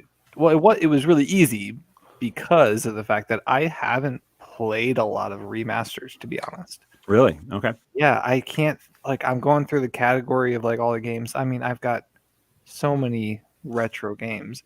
And I have, tons of modern systems as well. And I'm just trying to think of like, most of the time my modern systems play my modern games, my retro systems play my retro games, and I don't do a lot of the remaster stuff. Okay. So this was one that I have played and I've beaten, and I had never actually played Link's Awakening on the Game Boy before it, so it was super Do you cool. still have a working Game Boy? Oh yeah, Wow. 100%. Original Game Boy or Game Boy Advance or Color? I mean, or I got both. all of them? Yeah. Oh, of course. Yeah. I have so many You got them all. You got them all. Yeah. All of them. Why not? He's like, no big deal. No big deal. No big deal. I haven't seen it. Yeah. Well, and the interesting thing about this game is it actually technically has now officially had 3 versions released, because there was the original version on the original Game Boy that was black and white, or It's a not DX technically version. black It was and white. Game Game Boy Color version of it came out that was DX, and they added like a couple extra levels or something in it and made it all color, so that it actually matched a little bit more, as Bobby was saying earlier, the look of Link's Awakening, or as of Link to the Past, excuse me. And then out of nowhere, This was a huge. this came out. announcement. It was When it came huge. Nobody was expecting this. Nobody was expecting, like, you're gonna re-release a Game Boy game Right. on the Nintendo Switch. Like, that And- doesn't make any sense. And the original game is so unique as a Zelda game because it is all incorporating just everything Nintendo. There is no Zelda in this game. It's all like just the oddest little winks and nods to all kinds of other Nintendo stuff that is not even remotely connected with Goombas in this Zelda game. world. Right. There is The chomp, the like in this chomps game. in there. Yeah. Yeah, the chain Um, chomps are right there. Chain chomps in this game. Like, there's so many other. It's a very unique experience as a Zelda game, and it's very charming. And I still want to play the remastered or re-released version of it because it looks awesome. Yeah, Mhm. I love. I love the top-down, 2D-esque version, and I would say this is in that category. So, It was awesome. great. I loved it. I bought it right away. did you? How much is it? Is this? I thought it was $40. Is it still $40? Or When it came out, it was like full price. 60 was it bucks. $60? I think it's $40 now, right? It might be down to there, but like, I was just kind of like, who would have thought that in 2019 I would be paying $60 for a Game Boy game that came out? Right. ago. It came out forever ago, right?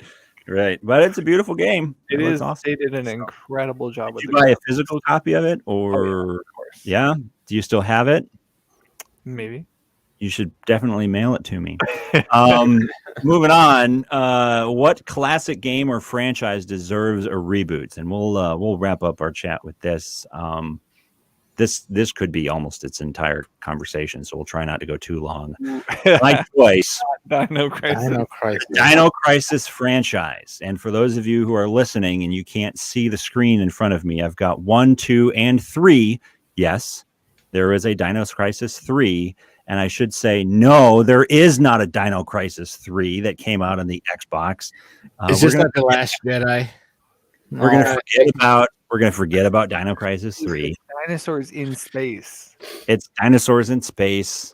It does not feel at all like the other two. The other two feel definitely more in the vein of like survival horror, Resident Evil style. But I would love to see this franchise. I'd like to get, I'll take any re-release of it if they want to remaster it and whatever and re-release the core games. I'm cool with that. But I think the franchise as a whole could really benefit from modern day gaming approach. If you want to take it and re-release 1 and 2, start over from scratch and make it feel more like the Resident Evil games when they started making them more actiony with 4, 5, and 6, right? Joe, what were you thinking? You were going to say something. I never played Dino Crisis, but what's the premise of it? I mean, it basically feels very much like Resident Evil, but Okay. you are on you're stuck on an island that is overrun by a ton of dinosaurs and a lot of I mean, it's almost like Jurassic Park crossed with Resident Evil. Oh, It- really? it's Wow. the core concept of it. Like there's an evil corporation that's doing all kinds of shenanigans, and they're trying to create these dinosaurs for their own nefarious purposes. Not unlike, hey, Jurassic Park, and also not unlike Resident Evil, right? So I'd love to see this franchise come back. Dude, if they from the made dead. a brand new Dino Crisis game that was like in the Resident Evil, Like the newer ones, like 7 and then 8's coming out, well, like those first are first person, or person. I think it should be a third-person game. I agree. I would like to see that but instead. if they made it in like the modern, like re-release of Resident Evil 2 and 3. Right. So 2 and 3, yeah, the re-release of Resident Evil 2 and 3 basically took the gameplay mechanics of 4, 5, and 6 and applied it to 2 and 3 to make it less tank control mechanics, which I honestly was totally okay with. The tank controls got just real old after a while, especially since no other game uses them ever. So yeah. So did any of you guys ever play any of the Dino Crisis games? I'm curious. I bought it one time when they had a PSN retro sale like 6-8 years ago, and it's sitting in my PS3 library since then. And Your PS3, which is probably collecting dust all on its own. Right? One of these days. Do the dinosaurs have guns on their hands? No. No. Not in 1 and 2. I think in 3 they do, don't they? In 3, they start getting ridiculous. Now I might have played 3. Turok and all that craziness. Turok, they kind of went the route of Turok, where Turok kind of went off the rails a little bit with dinosaurs with guns and stuff. But no, 1 and 2, like raptors are freaking terrifying. You feel like you're in that kitchen with those kids in Jurassic Park for sure. I remember playing that as when we were kids. Right. And we just had the demo. I think we just had like the demo disc. It was a demo, it was a demo, and we'd play that over and over and over, and it freaked the crap out of us. It was really good. It was too much for me. That's where, okay, so Resident Evil is a great example, and this one too, a great example where survival horror, they worked with the insanely long load times to make it an intensely suspenseful experience of opening a door and seeing what's on the other side. Yeah. Like you never knew, you were holding your breath, hoping there wasn't something that was going to clean out your entire ammo and leave you with nothing left, and then you die, right? Yeah. So these were the exact same way. Oh, they're great games. Good games. Alberto, excellent choice. Conquers Bad Fur Day.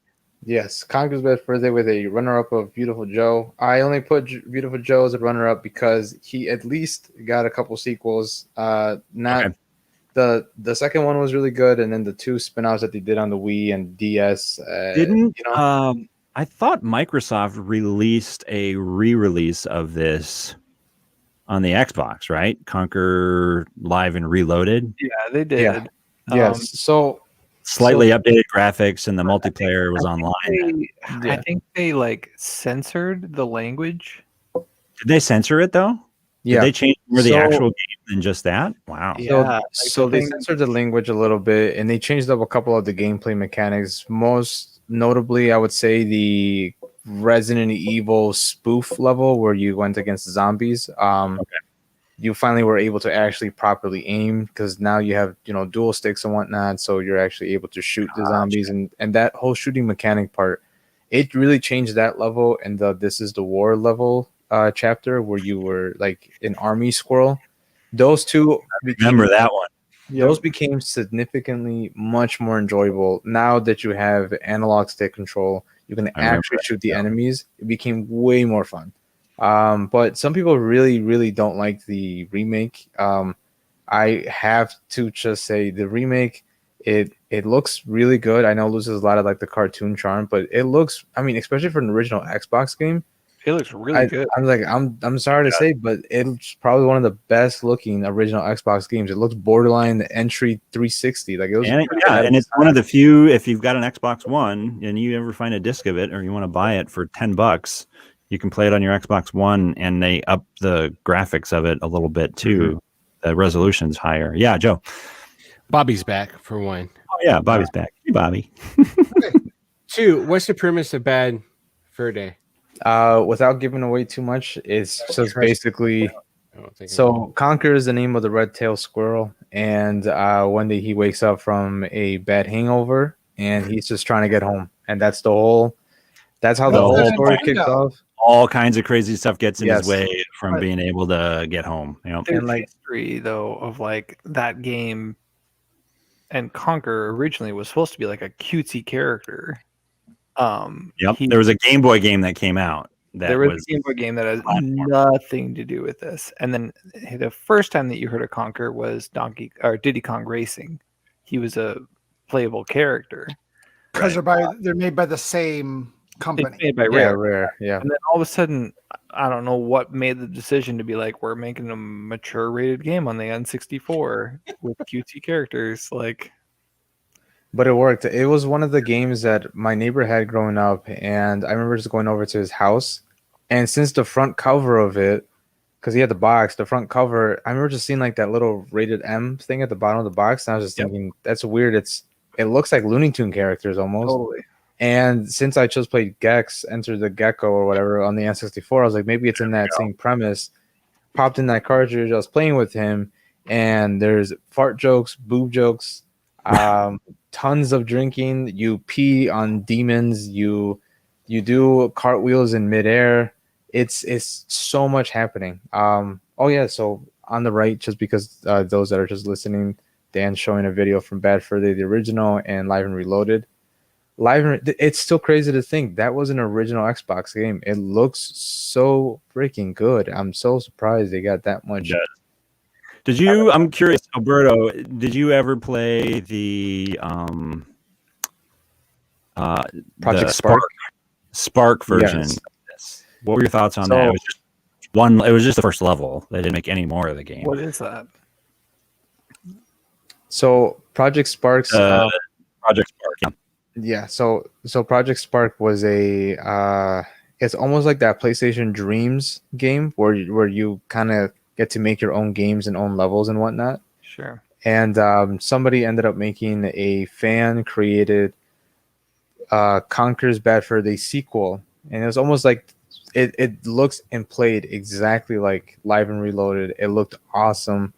And Project Spark was basically like this big playground game. It was almost in the vein of like a Little Big Planet. Hey, here's all the tools. Make your assets, make your characters, make the lines and whatnot, and do whatever you want to do with it. And it's like Mario Maker, but much bigger for 3D based. Is it like Roblox? No, way better graphics and way more detailed and options available. Tons of community content. They made Zelda games out of it. They made first-person shooters, third-person shooter. Like, it was a huge project at the beginning of the Xbox One's lifespan, and then they cut the cord on it after 2 years or something like that. And there was a sequel plan for this game, and ever since the whole Rare and Microsoft merge, it's just been on the back burner. Every single year, I kid you not, Dan, every single year since as long as I can remember, whenever Microsoft comes up for their E3 presentation, you have no idea. If I had a bingo card, I would have all 30 whatever squares just filled with Conquer Bad Fur Day sequel. You're waiting. I'm waiting for it. I just want to know that it's that series isn't dead. It is one of the most sarcastic characters I have ever seen. It really reminded me a lot, like in the vein of, do you guys ever watch like The Naked Gun, where it's just really dumb, wacky, kind of like satirical kind of comedy? Yeah. It's just like that all the way through. So surely you can't be serious. We are serious. Don't call him Shirley. Okay. You gotta say that. You gotta say that. The thing with this game is, like, if they were to make a next game in the series, it would just sell like crazy, because all of the people that loved this game are like adults now and can totally like buy it. It also pissed a lot of people off though too, because it's very non-PC. I mean, I liken this franchise almost to Deadpool. Like, you need to be clever in the way that you're writing the jokes and making fun of things, because otherwise you're just going to make people mad instead of laughing. Maybe they don't have people like that at Microsoft and Xbox and Rare right now anymore, because that's a very fine line, very, very fine line. Sure. But if they can get it right, though, I totally agree with you, Alberto. That would be fantastic. I keep waiting one of these days. Oh, speaking of Turok, Joe, Turok. I love how you picked this franchise. Your spiritual gift is first person shooters, so that would make sense. Yep. That you would you'd go with that. Yeah. What do you think is the control scheme of this game? I'm sorry, what? What do you think of the controls of this game? Honestly, I don't know. It's been a long time since I played on Nintendo 64. Anyway, never mind. But yeah, they did re-release it though. They did, but I didn't play it because the re-release looked awful too. So, re-released, but not. They didn't. They just gave it online multiplayer. Basically, is all they did. They didn't give it a new coat of paint or anything like that. So, I would love to see this come to the next gen series of just a remake from the very beginning, from the very start. I love the fact that it had Native American lore and of course dinosaurs, yeah, right, for sure. I had a blast. And I played 1 and 2 on it. Yeah. Did you ever play the 360 version of the Turok games that came out? I can't remember. Okay. It was good. I genuinely thought it was really good, but as someone who is real big on the dinosaur side of it, I thought there were way too many people and not nearly enough dinosaurs that I was shooting.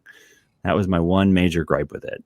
I would love to see this done over again. Did any of you guys, what Turok games have you guys played? I'm curious. Bobby, did you ever get into any of the Turok games? I believe it was on N64, right? Yeah. Yeah, I played it on N64. Okay. So that was my only experience with Turok. I mean, it was fun. I mean, I thought it was like Wolfenstein, but as a Native American shooting dinosaurs, I'm like, oh yeah, it's cool idea. But I had no problems with the game, from what I remember. I remember we played 1, and then when 2 came out. Oh, that had the multiplayer. Well, it had the multiplayer, and you could play as raptors, but when 2 came out and there was certain guns that you could have that you could literally blow the top half of a dinosaur off and the bottom half would walk around and the blood spurting everywhere. And I was just like, this is so cool. We need to make sure Mom never knows that we're playing. Dude, okay, Turok 2 had the cerebral bore? Do you remember that? Yeah. That was a gun that literally locked onto the mind, like the head, the brain of whatever target it was, flew through the air, locking onto them, and then dug into their skull. And once it got inside, that wasn't done yet. Then it blew up and their head splurted it was. I was like, what is this game? What is this game right now? Turok 2 was. It was a game. It was one of the games that we could get our sister Valerie to play. No, dude, she never played that. She played multiplayer with me all the time. So the monkey and yeah.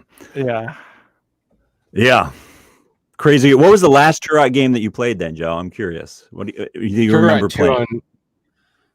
Turok 2 on Nintendo 64. Yeah. Okay. So I know the GameCube and PS2 and like Xbox had one. That wasn't very good. I don't recall. N64 was the last Nintendo system I owned. Yeah. And then I moved to PlayStation 2, then Xbox, and gotcha. So next, Andrew. Yeah. All right. For those of you listening, I switched to the next screen, and there's a picture right now I'm looking at of the Super Nintendo box of the game Boogerman, a pick and flick adventure. Why in the world would you think Boogerman All right. needs a relaunch and a reset? Okay, so there's actually a story to this. I can't wait to hear this. You have a lot of stories, Andrew. When He we does. are Facebook message between each other, we're talking, and you're like, "Hey, I'm gonna add a category for like rebooted games," and I like kept saying Boogerman over and over and over, just joking. And then I look it up, and in like Daniel, start doing your research right now and pull it up. In 2013, they tried rebooting. No. Yes, in No.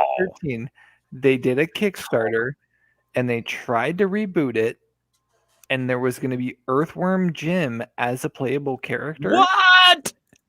And it didn't succeed, and so the game I wonder why. So that's the reason why I put it in there, because I'm like, oh, okay, actually, that would be super awesome if this happened, because they tried it and it failed. So just search like World. Okay, I'm looking up Boogerman remake with an Unreal Engine. no. Search Boogerman reboot Kickstarter. Reboot Kickstarter? 'Cause we're talking reboots, because this is like an entirely. So for those who are listening or watching, a reboot is a completely new game with an old franchise, where a remake is the same game but updated graphics or whatever. So this was going to be a reboot. It was going to be a completely new 20th anniversary. It was coming out on they were trying to get it to come out on the 20th anniversary, apparently. Yeah. You should pull up that. Fails to reach Kickstarter goal. Here we are. See if I can get this up here. Add to stream. Boogerman 20th anniversary fails to reach Kickstarter goal. This was back in 2013. Yeah. That's hilarious. You should pull up yeah, there's like images. Like it would actually look really cool. And it's not like 3D graphics. It's still like animated cartoony stuff. And like, can you imagine also being able to play as Earthworm Jim? Like, well, they did re-release Earthworm Jim in like a HD remastery upgrade version. This is an entirely new game where you get to play as Earthworm Jim if you want. I need to ask this question because I'm curious as to how much someone's preaching to the choir here versus not. Have any of you guys ever played Boogerman? No. I played Earthworm Jim. I've never played Boogerman. Yeah, I played Boogerman once for about a good solid 15 minutes. So when I saw this, that's about all you need. You get your fill of Boogerman in 15 minutes. Yeah, there was a, and I hope no listeners are cops, but there was a ROM website where you could play like a bunch of NES games. And Boogerman was on there, and out of curiosity, just because that cartridge was always really expensive at secondhand shops. I was like, okay, let me see this game. Yeah. Let me see why in the world is it so expensive. And I literally played 15 minutes, and I was like, I still don't understand why it's so darn expensive. Yeah. What the hell is this? I have it complete in box on Sega Genesis. That's upsetting. That's upsetting. So wait, it's upsetting, but you don't understand why you like the game. How is that upsetting to you? So it was gonna come out on PS4, Wii PS U. Vita, Wii U, Apple, and Windows, but not on Xbox. Yeah, that's why they didn't get it right there. Why would you want this made? I'm curious. Why do you want Boogerman to be remade? The Bubsy game. The same reason. That is actually really interesting. Yeah, I don't understand that either. Bubsy managed to get. Why did Bubsy get remade but not Boogerman? I don't know. Bubsy. The little song at the beginning. Alberto, did you ever play the Bub? Does anybody, Joe, Bobby, do you know Bubsy? You guys don't know Bubsy? It's like this. What's the it's worst that could happen? There's if you're doing movies, you talk about your A-list movies. You got your B flicks. and you got your C flicks and D flicks, right? Bubsy is like the C flick D flick version of Sonic the Hedgehog. Yeah. He's a But we bobcat. rented it all the time. Well, I don't understand why. That must have been We you, rented because it it was a terrible game. so many times. There is actually, if you guys have some time listening, go to YouTube and there is a video about people reminiscing about Bubsy and how terrible the game is. And it's like really famous people talking about it, and it's great. The biggest It's problem was that terrible. it did, like just like Dan said, it tried to be a Sonic ripoff, but the camera moved at the it was pace of a so Mario bad. game. So imagine having the speed of Sonic with the slow camera of a Mario It game. was so bad. It did not work. You died all the time because you sped up and glided across the screen, Yeah. and then boom, there's an enemy. It's like, cool, I didn't see that. How am I supposed to react in 0.0008 of a second? Like, it's impossible. Okay, but I have one other honorable Yeah. mention. Daniel. You have an honorable, Yeah, like- go to the like next a slide. real honorable mention? Oh, He's it's like, the Mega next- Man Go to the 2. next slide. Yeah, I'm up here like trying to show you guys actual footage of the game Booger Oh, Man, because okay, some all right. people have no idea what on earth it actually is. It's You're climbing through the trees, and there's literally boogers and snot everywhere. you The literally superpowers, attack people by like picking boogers out of your nose and flinging and them. flinging it at people because they're toxic And or then something. if you want to transport, you can barp if and you wanna fart. transport, It's yeah. if you want to transport from one area to another, you go into a toilet and come out another toilet. It's, Yeah, why- the whole why game it's made, I is understand. legitimately like toilet humor. The whole game, yeah. It's the entire concept of the game was basically written by a bunch of like 5th and 6th graders in a As kids, dude, we loved renting that game. bunch of like elementary school, junior Yeah. high potty It humor was in a video so game. So fun of course, to rent the game. Yeah. of course. Okay, so your actual, honest to goodness answer Well, is maybe. this a real no, dude? Really? Typing of the Dead? Dude. I wanted to end this conversation on a solid note No, here, I'm and all- we're I got ending one. with Typing yeah. of the Dead. Bob, I'm wait, also serious. Bobby is ending the conversation. Oh, Bobby, we didn't get to you Okay. yet. Okay, thank God. Okay, Thank but God we first- can Let's have a go redeeming straight to Bobby. component here. So, I'm all for Bobby ending. Can you pull up a video clip of Typing of the Dead? Please do. I don't know that we're gonna have. Do you want to see this? Do We you want to have see time. this? We I have don't time. know that we have time. Do we have time? Okay, so Typing of the Dead All right. is literally the entire game of House of the Dead, only instead of using a light gun, you have a keyboard, and every single enemy has a different like word or sentence. It was released on the Dreamcast. It was released on the Sega Dreamcast With a keyboard. The Sega Dreamcast keyboard. So the only way you can play the game is with a Sega Dreamcast keyboard and a Sega Dreamcast with the disc. So this is why It I didn't even wanted have to a make Didn't even have a PS or a PC version of it released. It That's was why, just and it's like Dreamcast. kind of rare to find. And so I want them to make a modernized version where you can plug in a USB keyboard to like an Xbox, Who is gonna want to use do everybody a typing would play game? this game, dude. Dude. I would love to have my kids learn how to type by killing zombies. That's They so cool. Okay, let's go around. Would anyone here play and or buy or spend money on a re-release of Typing of the Dead? No. Alberto would. What is the most that you would pay, Alberto? I'm curious. What is like top tier dollar of what you would pay for Typing of the Dead? Is this including keyboard and everything, or just the game? Just game. Was the game honestly? Well, obviously, if you're pitching just the game and you have your own keyboard, You got right? your own I keyboard. guess. All right. Right. I'd say the price of a chicken pita special meal, so like just under $10. Just under $10.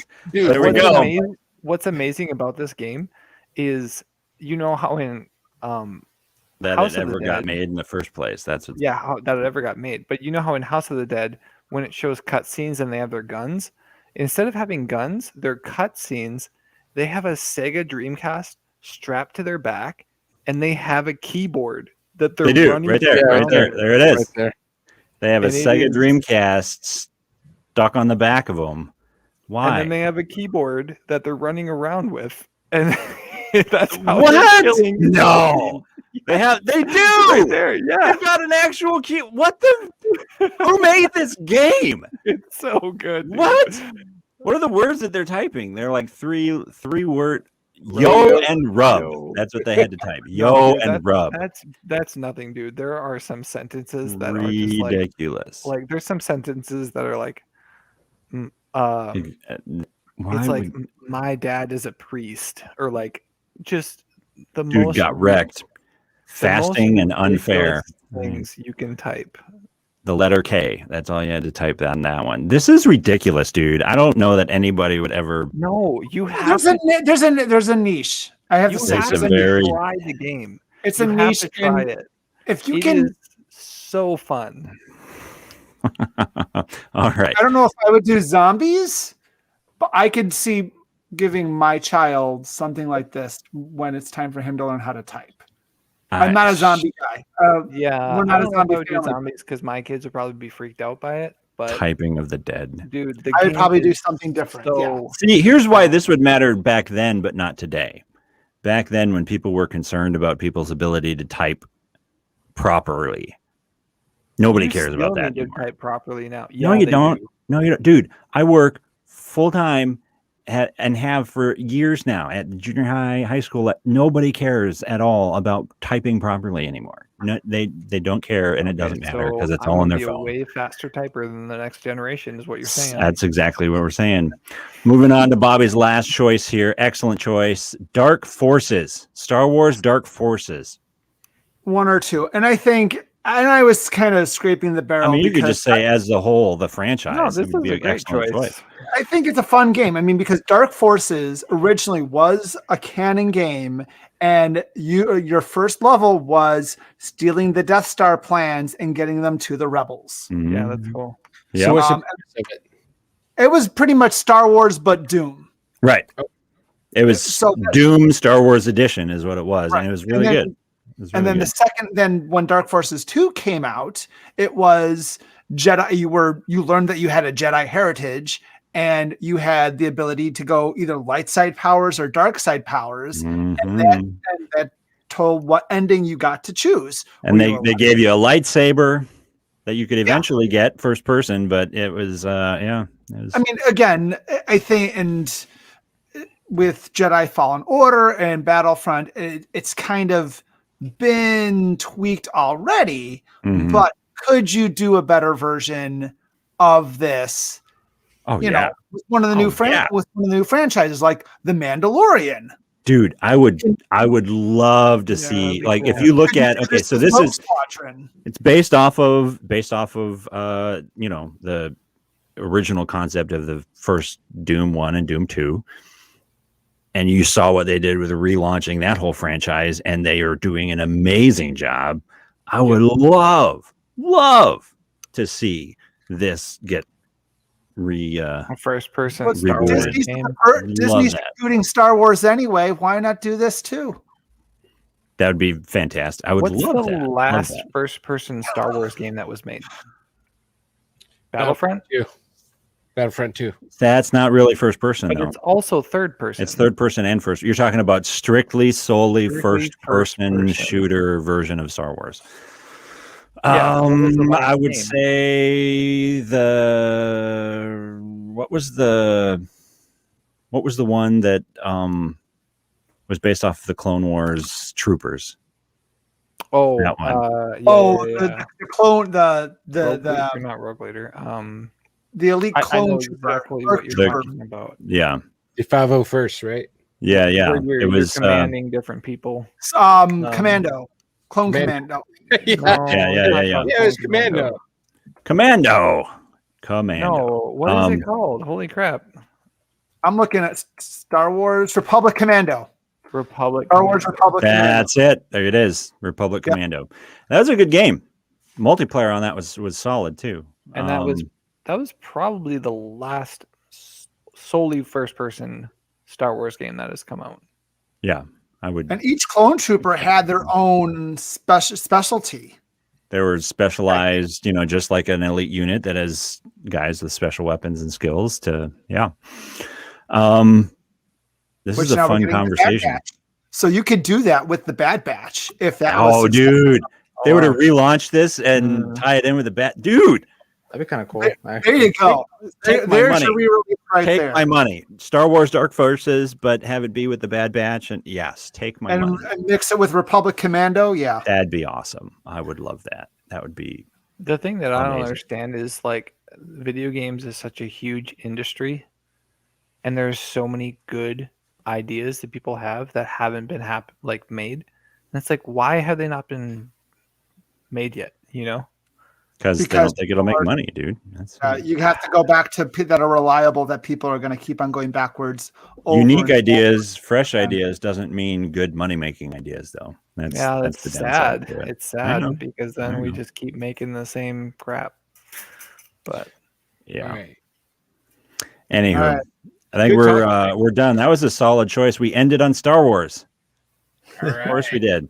Love it. And we'll come back around hopefully next week, I think, right? And Christian should be back by then. So next That'd be week awesome. is the Super Bowl. oh shoot, that's the Super Bowl, isn't it? Oh, I don't care about either team, but I will probably be watching. I got money on the Super Bowl. So Do you? You got money on it, Bobby? well, I got my friend does a Super Bowl squares for charity. Oh, there we go. $50 a square. So my wife and I, we have a little charity envelope. So we like, okay, yeah, let's put some money on it. And Put some on if, it. There you go. if we lose it, it goes to good charity. You're If we going win to charity. some, great. That's awesome. Well, Yeah. we'll take that week off and we'll come back after that. All right. Maybe do our Dungeons and Dragons episode. That would be awesome. We'll keep yeah. talking about it and iron out the details and follow the Facebook group and all that good stuff to stay up to date on what we'll be tackling on the next episode. All right. You guys All have right. a good night. Good night, Have a everyone. good night, everybody. Thanks, guys.